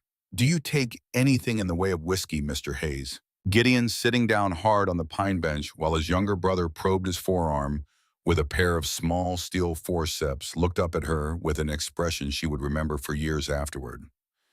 It was not pain. It was the look of a man who, in the middle of an ordinary, ruined morning, had just been handed something he did not deserve.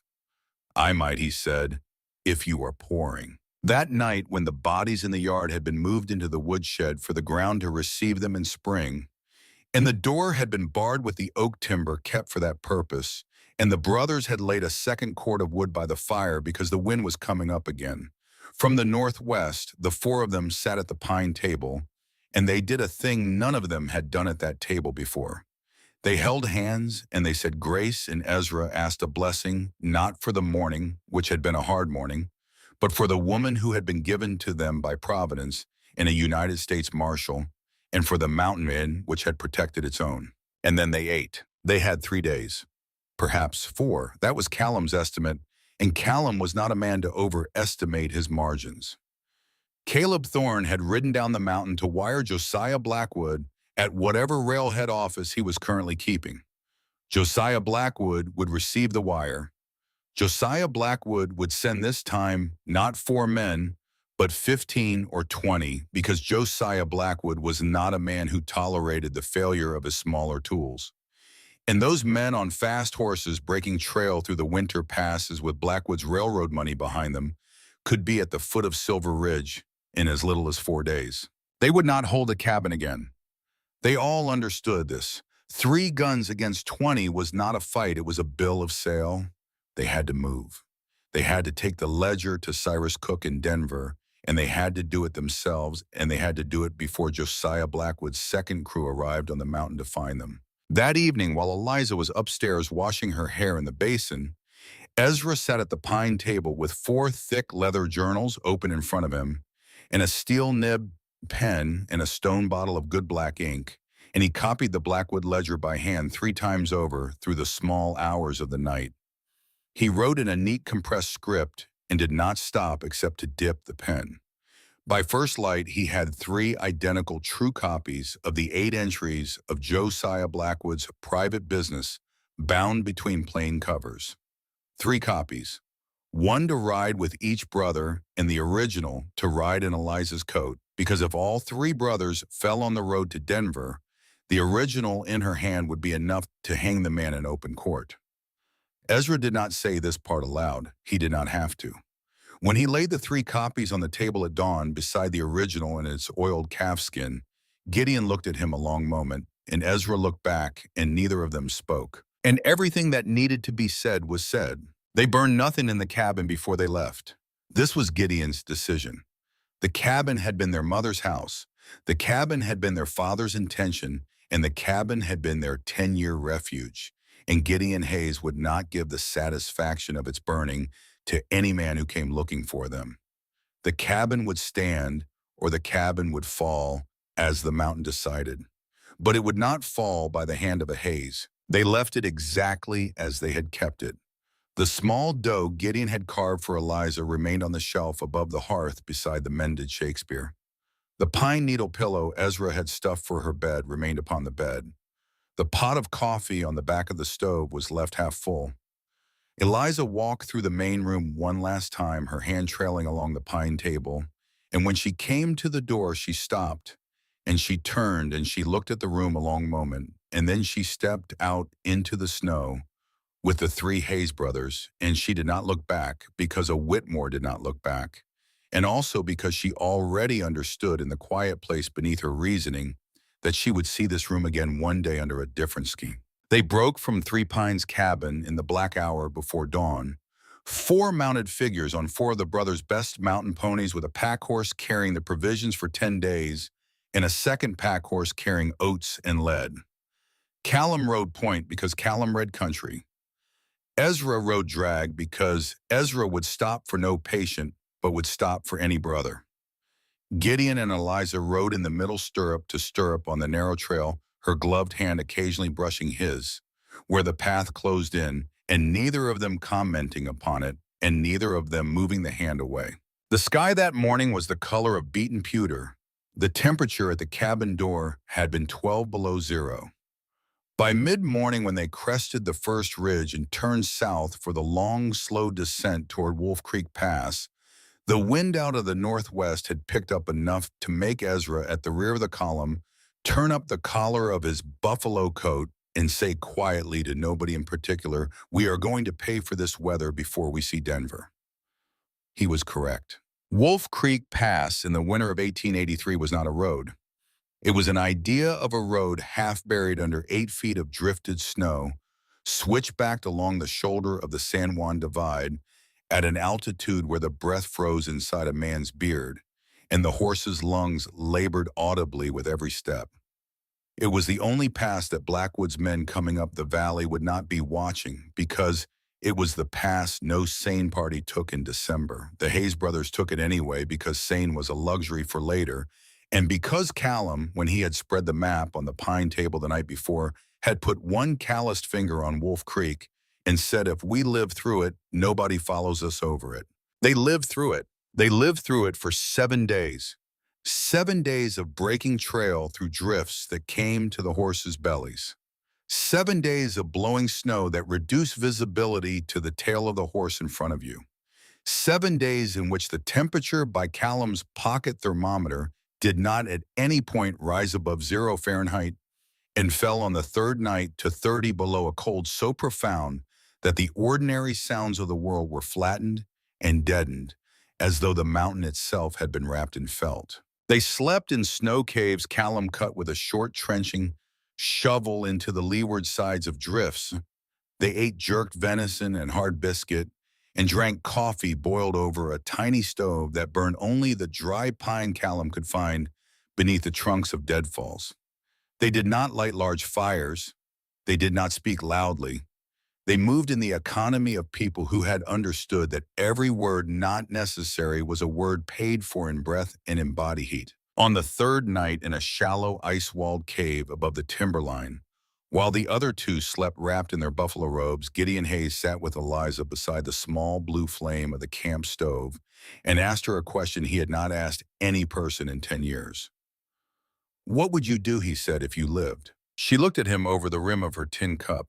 Her cheeks were windburned, and there was a small frost on her eyelashes, and she was, he thought, the most beautiful thing he had ever seen in his life, which was a sentence he had not expected ever to think again, and which he did not intend to speak aloud. "If I live," she said, "slowly I will want a house.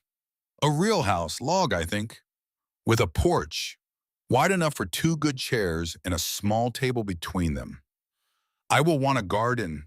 I will want to plant lilacs because my mother kept lilacs by the kitchen door in Boston, and I have not smelled them since I was 7 years old. I will want a barn with good light in it. I will want cattle because my grandmother said that if you had cattle, you were never poor. I will want," she said, and here she had to pause and take a slow breath, "I will want a child with whiskey eyes like yours, Gideon Hayes. A daughter if the Lord permits. A son if he does not.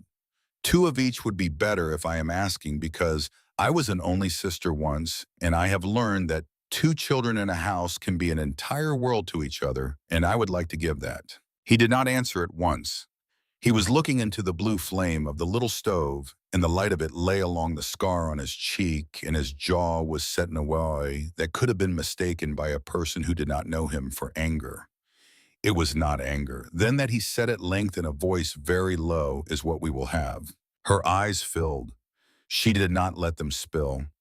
She reached out her small, gloved hand, and he met it with his large one, and they sat that way a long time without speaking, and above them on the windward side of the cave the storm walked the ridge like a patient animal.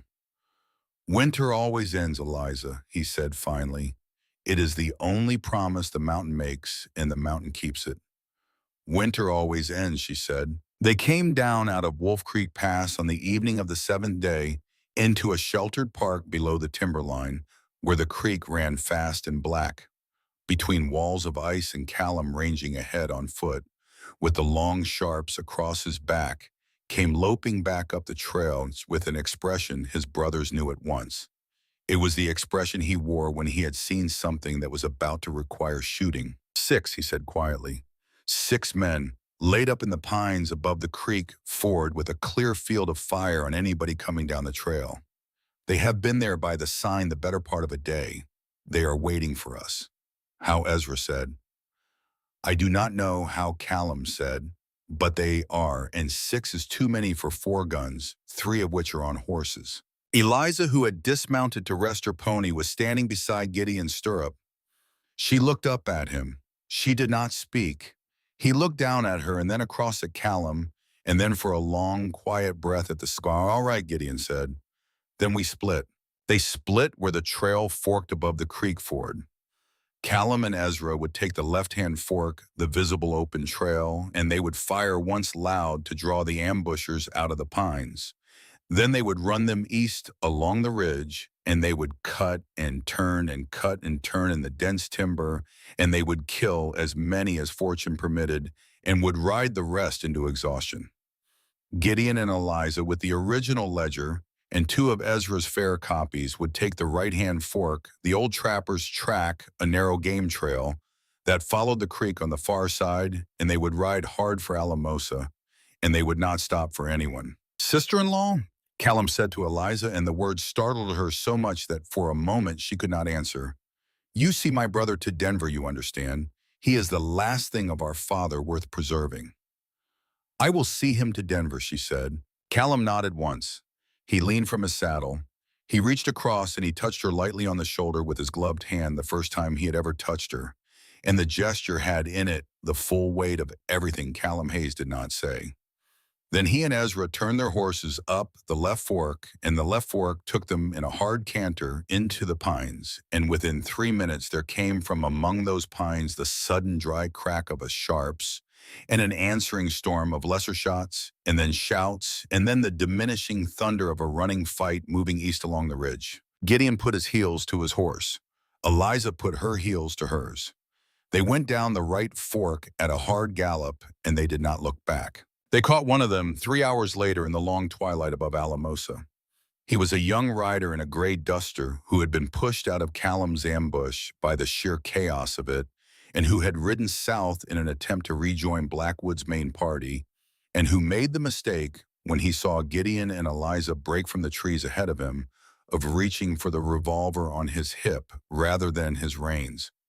Gideon shot him clean through the right arm from the saddle at 60 paces, and when the young man was off his horse and sitting in the snow with his left hand clamped over his ruined right, and Gideon above him with the Winchester leveled at his throat, Eliza was the one who went through his coat and found the folded telegram from the railhead office at Alamosa. She read it. Her face, already pale with cold, went paler. Gideon, she said. She handed him the telegram. He read it by the last gray light of that short winter afternoon, and he read it slowly because he wanted to be certain of it. Josiah Blackwood was in Alamosa. Josiah Blackwood himself. Josiah Blackwood had come west on his private car on the northbound line with 12 men and Caleb Thorne, and he was waiting at the Alamosa railhead, and he was waiting, the telegram said, in his own hand to receive his wife's sister in person. Gideon folded the telegram. He put it into his coat. He looked at the young man in the snow. You ride, he said to him very quietly, out of this territory, and you do not stop until your horse drops under you. You find another line of work. You find a guy. You do not cross the Hayes name again. Do you understand what I am telling you, son? The young man, who was in fact no more than 19 years old, nodded frantically. Go, Gideon said. The young man got on his horse, left-handed and clumsy with pain, and he went, and they watched him go, and Eliza said softly at Gideon's stirrup, he means us to ride into the station with the ledger. He means to kill you in the yard and take me and the book and the body and board the eastbound train before there is a body in the yard to answer for. He does, Gideon said. Then we must not ride into the yard the way he expects, she said. They came into Alamosa the next morning in a light falling snow on foot, leading the horses with hats pulled low, and Eliza wrapped in one of the dead hired man's gray dusters, because at 50 yards at a glance under a hat, Eliza Whitmore in a man's gray duster looked to a watcher on a railroad platform like a fourth Hayes brother. They came up the alley behind the livery stable. They did not approach the railhead at all.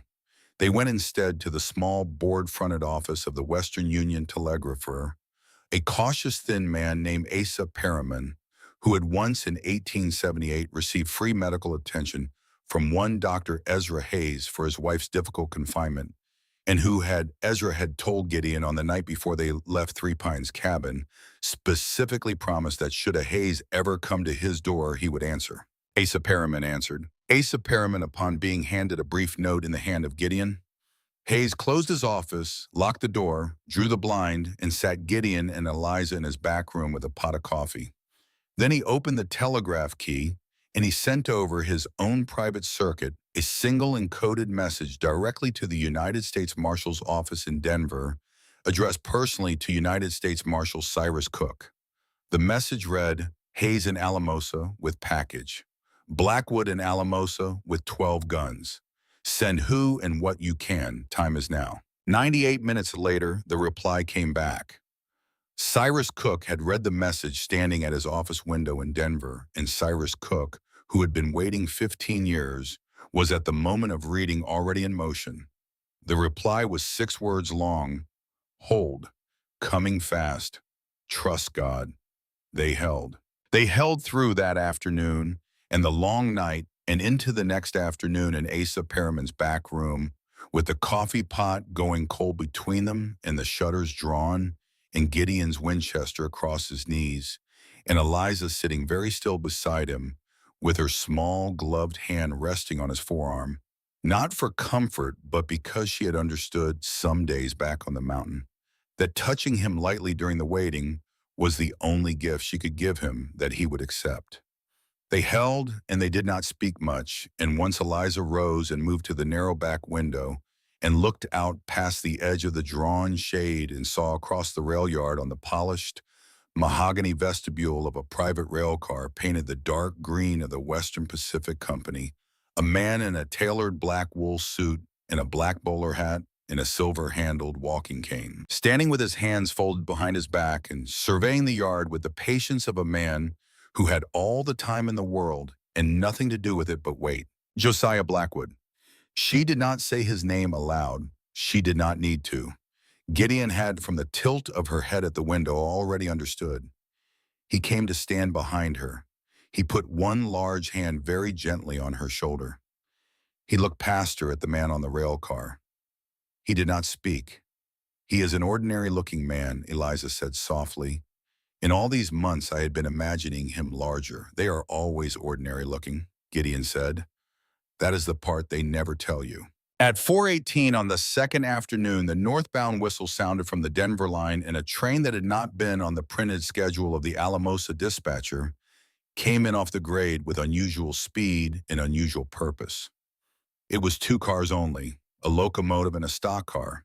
The stock car was not carrying stock. The stock car was carrying 21 mounted United States deputy marshals, and at their head, dismounting from the lead door, with the stiff old soldier's dismount of a man in his late 60s who had forgotten how to move any other way, was a tall, white-haired man in a dark blue wool overcoat with a silver star pinned above his heart. Cyrus Cook. Cyrus Cook had ridden for 18 hours on a private requisition train pulled by a locomotive he had commandeered on the written authority of the Department of Justice of the United States, because when Asa Perriman's wire had come into Denver, Cyrus Cook had not even sat down at his desk.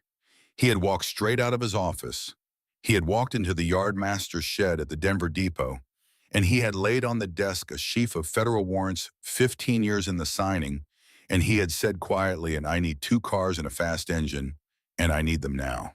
He had gotten them. Josiah Blackwood, on the vestibule of his private car across the Alamosa yard, was not an ordinary man, and he was not a stupid man, and he understood the moment the door of the stock car slid open and the first 4 mounted deputies came out of it at a trot, exactly what was happening and exactly how little time he had left. He turned. He said something quietly to Caleb Thorne beside him. Caleb Thorne drew his revolver. 4 of Blackwood's other men in long coats on the far side of the private car drew theirs. And Josiah Blackwood himself stepped down off the vestibule of the Western Pacific private car and walked not quickly toward the eastbound platform, as though the platform were in no particular hurry for him. It was then that Gideon Hayes, from the far end of the rail yard, stepped out of the alley beside Asa Perriman's telegraph office with the black ledger held up in his left hand for every man in the yard to see, and the Winchester lowered in his right hand, and called in a voice that carried across the yard the way his father's voice had once carried across a courtroom in Denver 15 years before the single sentence he had been saving for this moment for a decade and a half. "Josiah Blackwood," he said, "I believe this belongs to the United States government." And the rail yard at Alamosa, with one held breath, came apart. Caleb Thorne fired first. He fired wild because he was a man used to parley rather than pitched fight, and his shot went high and splintered a pine beam above Gideon's head. Gideon did not waste his answer. The Winchester came level, and the Winchester spoke once, and Caleb Thorne spun half a turn in the snow and went down on one knee with a red bloom across his right shoulder. He did not get up again from that knee, because in the same instant, Callum Hayes, who had broken off the running fight along the East Ridge in the dark small hours and had turned his horse south at a punishing gallop through the second night to reach Alamosa in the dark hours before dawn, stepped out from the doorway of the station master's shed with the long sharps across his forearm, and Caleb Thorne understood in what remained to him of his thinking life that he had been flanked by a haze for the second time in as many weeks, and then he did not understand anything further. Four of Blackwood's long coat men opened up from the far side of the private car. Two of Cyrus Cook's deputy marshals went down at the stock car door. The rest of them came out of that car at a run, the way old cavalry came out of a transport, and they fanned across the yard in a wedge, and their repeating carbines began to work in the disciplined short bursts of men who had drilled for exactly this kind of morning. Josiah Blackwood, halfway to the eastbound platform, turned and saw it, and he understood that the platform was no longer a route but a trap, and he changed direction and broke for the roundhouse at the north end of the yard with the long coat of his suit flying out behind him. Ezra Hayes was waiting at the roundhouse. Ezra had come down the south trail with his brother in the dark hours of the morning, and Ezra had gone immediately at Callum's direction to the roundhouse, because the roundhouse was the only structure at the Alamosa yard with cover and angles, and because the Hayes brothers had reasoned correctly that a cornered railroad man would run for iron and steam the way a cornered wolf runs for timber. Ezra stepped out from behind the great black flank of the resting locomotive with the double-barreled coach gun across his chest, and he called in his soft, careful doctor's voice that carried in the way his voice always carried when it needed to. "That is far enough, Mr. Blackwood. Set the pistol down in the snow. Set it down slow." Josiah Blackwood had a silver-plated revolver in his right hand, not drawn to fire, drawn to threaten, which was the difference between Josiah Blackwood and Caleb Thorne. Josiah Blackwood stopped. He looked at Ezra. He looked at the coach gun. He smiled the small, cold, private smile of a man who has spent his entire adult life finding the price of other men, and who has in that moment decided to find the price of this one. "Dr. Hayes," he said pleasantly, "I hear you are a reasonable man, the most reasonable of the three. I am prepared to hear in this yard to make you a very reasonable man indeed. $50,000. Cashier's drafts on 3 separate banks. You lower that gun, and I walk onto my car, and the Hayes brothers inherit a great deal of money, and no further inconvenience from me or from any man in my employ, forever, on my word." Ezra Hayes, who had sat with his mother through 3 months of dying, and who had carried his brother Gideon home over a saddle once when Gideon had taken a rifle ball in the thigh in the winter of 1875, and who had set the broken fingers of his brother Callum after a blacksmith in Leadville had taken exception to a remark, looked at Josiah Blackwood a long, quiet moment over the twin black eyes of the coach gun, and he said in that same soft, careful voice, "Mr. Blackwood, my father was Thaddeus Hayes, who was an honest banker in a dishonest town. My elder brother's betrothed was Sarah Monroe, who was kind. Their prices were paid. We are not in the market." Josiah Blackwood stopped smiling. Then he raised the silver-plated revolver. Ezra was already firing. Both barrels of the coach gun went at once, and at 9 feet it was not a close question. Josiah Blackwood, Chief Enforcement Officer of the Western Pacific Railroad, architect of 8 separate arranged tragedies across 15 years of quiet American killing, went backwards into the snow in front of his own roundhouse, with a look of mild, almost administrative surprise on his face, and he did not move again. The silver-plated revolver lay 3 feet from his hand in the powder. It had not been fired. It was not the ending any of them would have picked for him. Gideon, when he came up through the last of the gun smoke in the yard and stood looking down at the man who had killed his father, and his intended had wanted in the small, selfish place inside himself to see Josiah Blackwood hang at the end of a federal rope on a scaffold in Denver in open daylight. He did not get that ending. Ezra got a faster ending and a plainer one, and Ezra, standing over the body with the coach gun broken open in his hands to eject the spent shells, looked up at his elder brother and said simply, "He drew on me, Gideon." And Gideon said quietly, "I know, Ezra. I saw." But before Ezra had fired in the minute before across the yard where the worst of the fighting had been, Something had happened that Gideon Hayes would carry for the rest of his life. Ezra had been pinned at the roundhouse doorway by two of Blackwood's long coat men firing from the corner of the coal shed. Ezra, who was a fine man with a coach gun at close quarters, was not a rifleman, and the long coat men had him boxed. And into that minute from the alley behind the station master's shed had come Callum Hayes at a dead run, the sharps across his back, the Colt in his hand, and Callum had opened the two long coat men from 20 feet away with four shots placed as precisely as letters in a legal document. And Callum had taken in the course of placing those four letters a heavy slug through the meat of his own upper chest, left side high, an inch below the collarbone. He had gone on another 5 strides after the slug hit him because Callum Hayes did not stop for a slug when a brother was boxed. Then he had sat down in the snow with his back against the wall of the station master's shed, and he had calmly put his gloved hand over the wound to slow the bleeding. And he had called, not loudly in a voice that only the people who needed to hear it heard Ezra, "I need you a minute when you are free." Ezra was free 30 seconds later when Josiah Blackwood went down in front of the roundhouse. Ezra came at a run. He dropped the coach gun.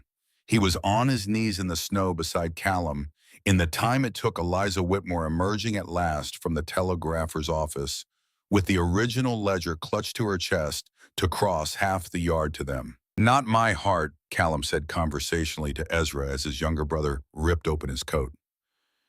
"It is high. I can still lift the arm. Stop looking at me like that.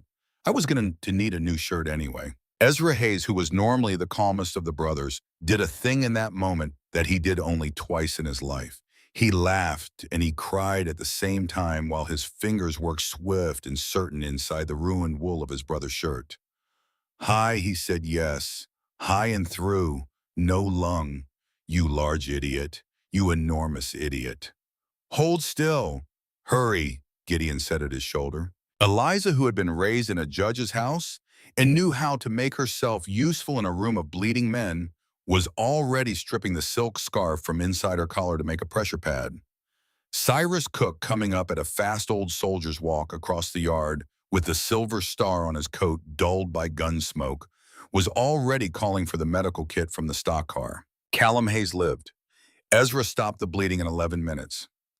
Ezra redressed the wound in the back room of Asa Perriman's telegraph office half an hour later by a proper lamp with Cyrus Cook standing at the door and refusing to let any deputy marshal enter the room until Dr. Hayes was finished. Callum, who in the course of those 11 minutes had lost 1.5 pints of blood and had teased his brother 3 separate times about the quality of his field stitching, fell asleep on Asa Perriman's narrow cot 20 minutes after that, holding Eliza Whitmore's hand in his good right hand, and he did not wake until the following dawn. Cyrus Cook, when at last the yard was secured and Blackwood's surviving men were chained hand and foot in the stock car for transport, came into that back room with his blue eyes old and bright and a folded piece of paper in his coat pocket that had been folded there. Eliza understood, watching him for a very long time. "Boys," Cyrus Cook said very quietly. His eyes went over Callum on the cot and Gideon standing beside him, and Ezra washing his hands in a basin of red water, and he did not speak for a full half-minute, which in the economy of Cyrus Cook was a eulogy. "Your father," he said at last. "Your father 15 years ago, in the week before he was killed, asked me to hold a letter for you. He did not name the occasion. He only said, 'Cyrus, if a day ever comes when my boys have put their mother's killers in the ground, and they are standing together over it, and all 3 of them are still breathing, that is the day you give them this letter. If that day does not come,' he said, 'then burn it and do not speak of it.'" He paused. His voice was steady, but Cyrus Cook's old blue eyes were not. "Boys," he said, "this is the day." He drew the paper from his coat. It was a single sheet folded 3 ways, sealed once in red wax with the old Hayes seal, a small, clean Greek letter stamped into the wax by a ring Thaddeus Hayes had worn on the little finger of his left hand for 30 years, and had at some point in the last week of his life pressed into a drop of red wax on this letter. And then Cyrus Cook said, taken off his finger and given to the marshal, saying, "Cyrus, hold this for Gideon, along with the letter, and do not open either one." Gideon Hayes took the letter in a hand that was after everything quite steady. He broke the seal. He opened the single sheet. The handwriting on it was a hand he had not seen in 15 years. It caved something inside him quietly in the center of his chest, the way a good timber beam caves under snow at last, without warning and without fuss. He began to read aloud because his brothers needed to hear it and he needed to say it, and there was no version of that room in which any one of the three of them read the letter alone. My sons, Gideon, Callum, Ezra. If you are reading this, you have already done the hard thing, and you have done it together, and you have come out the other side of it still standing. I do not know the shape the hard thing will take. I only know the shape of the men I raised, and I know that whatever is sent against you, the three of you together will find its weak place and put the edge of an axe into it. I want to say two things to you. The first is that you must not become lonely men. I have seen lonely men. I have buried some of them. A lonely man can live a long time, but he cannot live a large life, and I did not raise my sons to live small. Find women worth keeping, build houses worth burning lamps in, put children into those houses. If the Lord grants you those things, you will know what I mean. If he does not love each other well enough to be a family of three, and do not let the silence win. The second is that I am not sorry for the work I did. I would not sell the land. You three know why. What a banker in a frontier town sells 1,000 other men cannot afterward buy back. I would not sell it, and the men who wanted it sent a man who wore a tailored black suit and carried a silver-handled cane, and that man I expect is the man you have answered for me tonight. Good. Do not let any man in a tailored black suit tell any of you ever that the work of an honest banker or an honest doctor or an honest hunter is a small work. It is the only work. Every town in this country was built on it. Every town that forgets it will be sold a piece at a time to men in tailored black suits until there is nothing left. Gideon, you are the eldest. You are the steady one. Lead them, but do not crush them, and do not forget that a brother needs a brother more than he needs a captain. Callum, you are the one who feels the most and says the least of it. Let someone in, son. The mountain cannot be your wife. I know you have tried. Ezra, you were a boy when I wrote this, but you were already the best of us. Put that medicine back to work. It was not meant to stop at 2 years. Finish what you started. I love you three more than the mountain we live on, and the mountain is a great deal. Your father, Thaddeus Hayes. Denver, the 8th of March, 1868. Gideon's voice did not break. It did not break because Gideon Hayes had, over the course of the previous 15 years, practiced not breaking until not breaking was the only thing he could still reliably do. But when he finished reading and he looked up and he saw his brother Callum propped on the narrow cot with tears running sideways across his temples into his dark hair, and he saw his brother Ezra sitting on the floor with his back against the wall and his washed red hands open on his knees and his face turned up to the ceiling in the quiet old private way that Ezra had inherited from their mother Gideon. Hayes finally, at 34 years old, 9 years after Sarah Monroe had gone into a coffin in a Denver churchyard, allowed the last door to come open inside himself. He did not weep loudly. Gideon did not weep loudly, but he wept at last, and his tears were the straight, patient tears of an honest man, relieved at long last of a debt he had never been able to speak aloud. Eliza Whitmore, at the foot of the narrow cot, went to him. She did not say anything. She did not need to. She put her arms around Gideon Hayes where he stood, and she held him. And Gideon, after a moment, put his arms around her, and he laid his scarred cheek into the honey-colored hair at the crown of her head.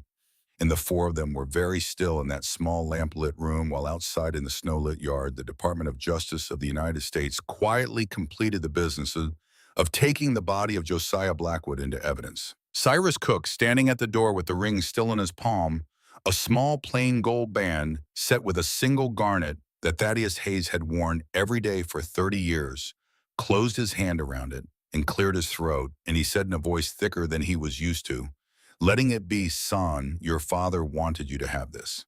Your mother picked it in '63 when you were on your way home from the war. They never told you. He turned it once in his palm, put it on, give it to somebody who deserves to see it there. Gideon took the ring. He did not put it on. He held it in his open palm and he looked at it, and he looked at Eliza, and Eliza looked back at him in the plain, simple way she had looked at him on the third night in the ice cave, and nothing needed to be said because everything already had been. 3 months later, in April of 1884, the federal court sitting in Denver convened the case of the United States of America against the estate of Josiah Blackwood, deceased, and 16 named officers of the Western Pacific Railroad. The Black Ledger, authenticated by Clara Whitmore Blackwood's own preserved correspondence and corroborated by 23 witnesses brought up from every corner of the West, was admitted into evidence on the third morning of the trial. The public reading of the entries took an afternoon. The entry for Thaddeus Hayes was read aloud at 2:17 in the afternoon. The entry for Sarah Monroe was read aloud at 2:21. Gideon Hayes, seated in the third row with Eliza Whitmore on his right and Callum and Ezra on his left, did not move through either reading. He had done his weeping in Asa Perriman's back room. He was here now to listen. The jury was out for 11 minutes. The verdicts came back in the block. The estate of Josiah Blackwood was ordered dissolved and its proceeds distributed as restitution to the families of the identified victims and their heirs. 16 named railroad officers were convicted of charges ranging from conspiracy to first-degree murder. 4 were sentenced to hang. The remaining 12 drew prison sentences of between 15 years and life. The Western Pacific Railroad itself was placed into federal receivership for the remainder of the calendar year of 1884, and its books were opened to public inspection for the first time in its corporate history. The United States government, through the office of United States Marshal Cyrus Cook, awarded the Hayes brothers and Miss Eliza Whitmore a collected federal bounty of $20,000 for the retrieval and delivery of the Blackwood Ledger. President Chester A. Arthur, in the last winter of his administration, signed the warrant of reward personally in blue ink and wrote beneath his signature in his own careful hand with the thanks of a grateful republic. They did not go back to Three Pines cabin. The cabin, when a cautious ranger party rode up to check on it in the first week of the spring thaw, was still standing. The pot of coffee on the stove was frozen solid. The small pine dough still sat on the shelf above the hearth. A family of pack rats had taken up residence in Ezra's cedar chest. The Hayes brothers instructed the ranger party to leave the door wired shut, but otherwise untouched, and to report that any man on any subsequent summer should attempt to claim it, and they did not return to it themselves. They had a different house to build now. They bought with a portion of the federal bounty, and the remainder of their silver claim proceeds a long, gentle valley of grass and cottonwood and on the front range below Fort Collins, Colorado. It had a good creek and a good southern exposure and a barn half fallen down that Callum said he could have standing again in 3 weeks with the right 3 men, and he did, and he was one of the 3 men. They named the place Whitmore Hayes Ranch because a Hayes did not take a wife's name into the dirt without honoring the name he was taking, and because a Whitmore, as Eliza's grandmother from County Cork had once said, was a name that had earned its letters. They carved it into a lintel over the main gate, and they hung the lintel in July of 1884, and the paint was not quite dry when Ezra and Callum lifted Eliza up onto Gideon's shoulders so that she could press her small palm into the last wet corner of the letter H for luck. They married at the ranch in August. It was a small wedding. Cyrus Cook stood up with Gideon. Callum and Ezra stood on the groom's side. Eliza, who had no living family remaining, asked Asa Perriman and his wife to stand up for her, and they did because Asa Perriman believed a debt paid in medicine was a debt paid in blood. The circuit preacher read the passage from Ecclesiastes about a cord of 3 strands, and Gideon placed his father's small garnet ring resized by a jeweler in Denver for a smaller finger on the 3rd finger of Eliza Whitmore's left hand, and Eliza placed a plain pine ring whittled by her husband in the evenings of their engagement on the third finger of Gideon Hayes's left hand because she did not want him wearing a ring she had not made with her own hands in some fashion. And because Gideon, when she had told him so, had only nodded once gravely as though a sacrament had been spoken. The door closed that night on the first small cabin they had raised at the ranch, and the first real snow had not yet fallen, and the lilacs Eliza had planted beside the kitchen door in May were already as high as her waist.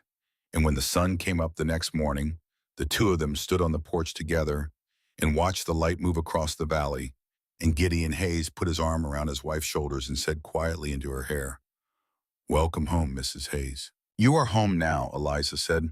"We both are. We are exactly where we belong." "Winter always ends," he said. "Winter always ends," she agreed. The years after that went the way good years go when a person is paying attention. They came quickly, and they did not feel quick. The first child came in the summer of 1885, a daughter. Gideon held her for a long time without speaking, standing at the window of the bedroom, while Ezra packed his medical bag, and Eliza slept in the bed behind them. And when Callum put a hand on his elder brother's shoulder, Gideon said quietly, "Sarah Clara Hayes," because Sarah was a Whitmore grandmother's name out of County Cork.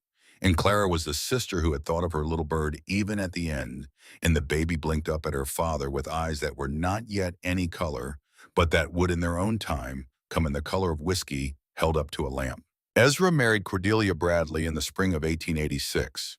Cordelia was the only daughter of old Dr. Bradley of Fort Collins, who had, upon meeting Ezra Hayes at a cholera outbreak in the summer of 1885, looked his prospective son-in-law up and down once, and said, "Well, young Dr. Hayes, I suppose you will do," and had signed over the practice 3 weeks later and retired to fish.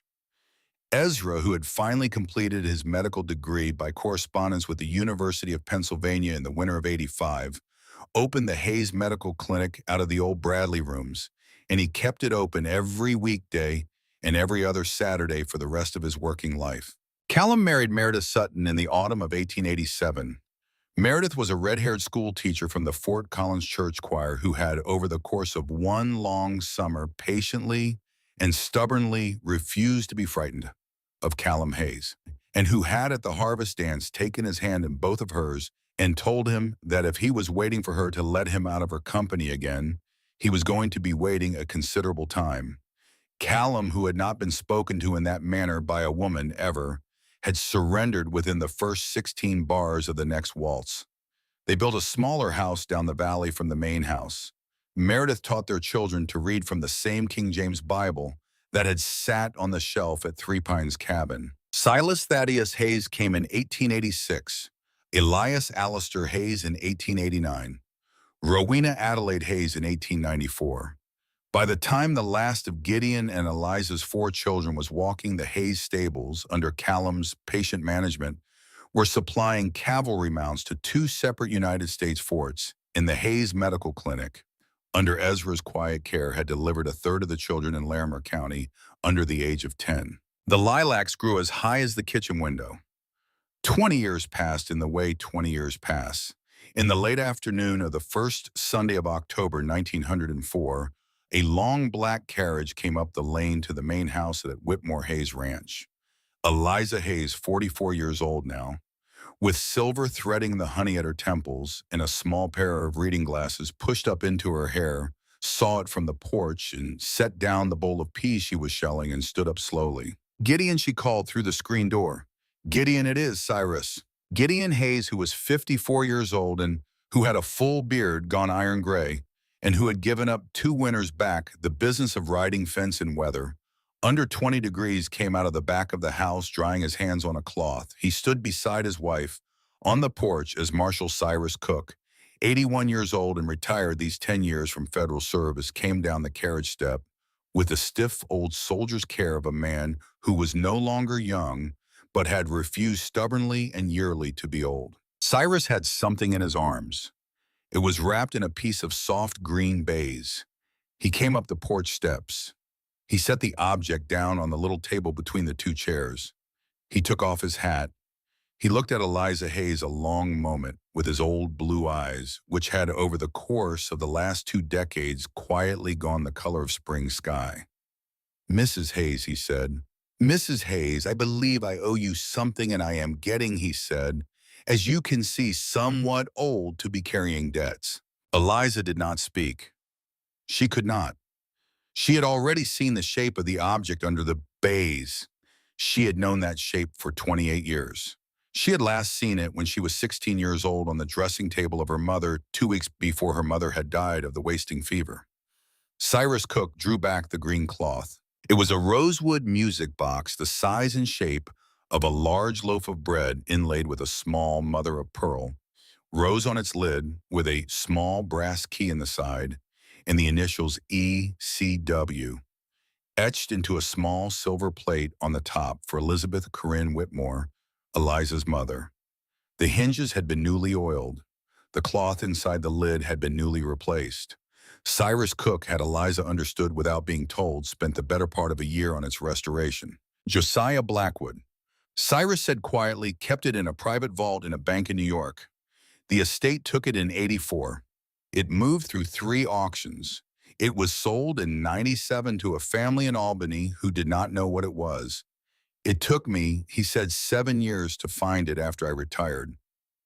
I have, he said, had some time. Eliza reached out. Her hands at 44 were steadier than they had been at 23 in the snow outside the Cochrane cabin. They did not shake now. They settled on the rosewood lid and they lifted it.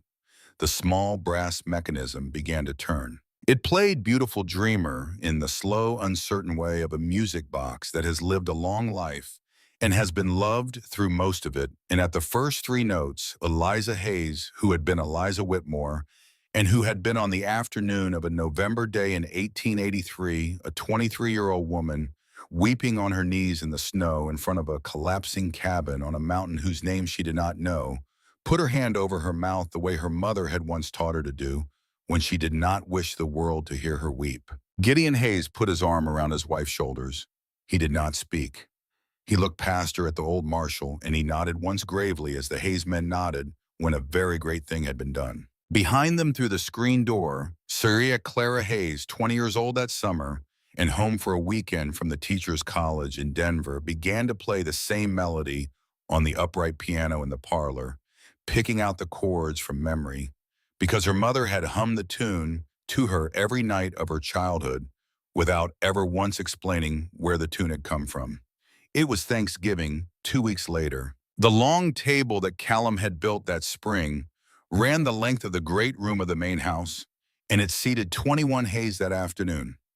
Gideon at the head, Eliza at the foot, Callum and Meredith in their 3 down one side, Ezra and Cordelia, and their 2 down the other, the 4 Hayes children ranged where they fit Cyrus Cook and Asa Perriman in the places of honor on either side of Eliza, because a Hayes and a Whitmore did not sit down at a board on that day without the 2 men who had between them given them the board. Eliza had cooked for 3 days.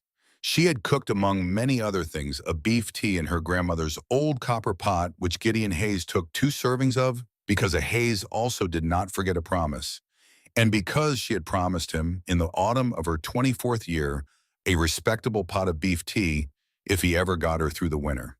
The prayer was said by Ezra. It was a plain prayer. It was not long. Before the meat was cut, Gideon Hayes, who did not speak long at table, and who had not made a speech in public since the spring of 1865, tapped his knife once on his water glass. The long table quieted. 31 years ago this week, Gideon said, my brother Callum and my brother Ezra and I climbed up a ridge in the San Juan Mountains carrying a woman between us who was 2 hours from dying. We thought at the time that we were saving her. We were, on the other hand, being saved by her, though none of us understood it. He looked down the table. He looked at his wife. He looked at his brothers. He looked at his 4 children, and at the 3 children of Callum and Meredith, and at the 2 children of Ezra and Cordelia, and at Cyrus Cook, who was looking down into his plate in the quiet way he did now, when his eyes were full, and at Asa Perriman, who was also looking into his plate. I used to say, Gideon went on, and his voice was steady, that on the mountain a man can only trust his own blood and his own Winchester. My father said it to me. His father said it to him. I will tell you now, wrong. A man can trust a great deal more than that if the Lord is kind to him. A man can trust, he said, the hands of a woman who has chosen him. A man can trust, he said, the love of his brothers and their wives. A man can trust, he said, the laughter of children who are his own by blood or his own by the plain, simple fact that they were born under his roof. A man can trust, he said, an old friend who waited 15 years to put the worst man in the territory onto a rope, and then waited 7 more to put a music box into the hands of its rightful owner, because that is who that old friend is. A man can trust, he said, and his voice did a thing it rarely did now, but that was allowed to it on this day, the ending of a winter. Winters always end, he said. That is the only promise the mountain makes. And in my experience, he said, the mountain keeps it. He lifted his glass of cider. He looked at his wife at the other end of the long table. Mrs. Hayes, he said. Mr. Hayes, Eliza said. You are home, he said. I am home, she said. We all are. We are exactly where we belong. Around the long table, the 21 Hayes raised their glasses. The fire in the great hearth was the fire that Callum had built that morning out of split pine brought down out of the Rockies the week before. It popped once cleanly in the way a good pine fire does when it has warmed to its work. The winter of 1883, friend, is a long time ago now. The 3 Hayes brothers have been gone, every one of them, for many years. Cyrus Cook outlived his retirement by 6 years, and he was buried by his own last direction between Thaddeus Hayes and Sarah Monroe in the Denver churchyard, with a small military headstone that says, "Only Cyrus Cook, United States Marshal, he kept his word." Three Pines cabin stood empty on its ridge for 41 years until a lightning strike took it in the spring of 1924, in a fire so clean and quick that the small pine doe on the shelf above the hearth was found intact a week later by a park ranger and is kept now in a glass case in the small historical museum in Telluride. The ranch in the Front Range Valley is still there, still called Whitmore Hayes, still worked by the great-great-grandchildren of Gideon and Eliza. The lilacs, when last I rode by, were as high as the kitchen roof. If you go up into the San Juans on a November afternoon, friend, when the first green wood smoke is rising somewhere in a ravine and the first true storm is gathering in the west, and you stand still on the ridge above the old Cochrane, claim you can hear, if the wind is right, a faint melody carried on it, the way a music box might sound, if a music box could be carried by weather. It is beautiful dreamer. It is not sad. It is the sound I have come to believe of a promise being kept.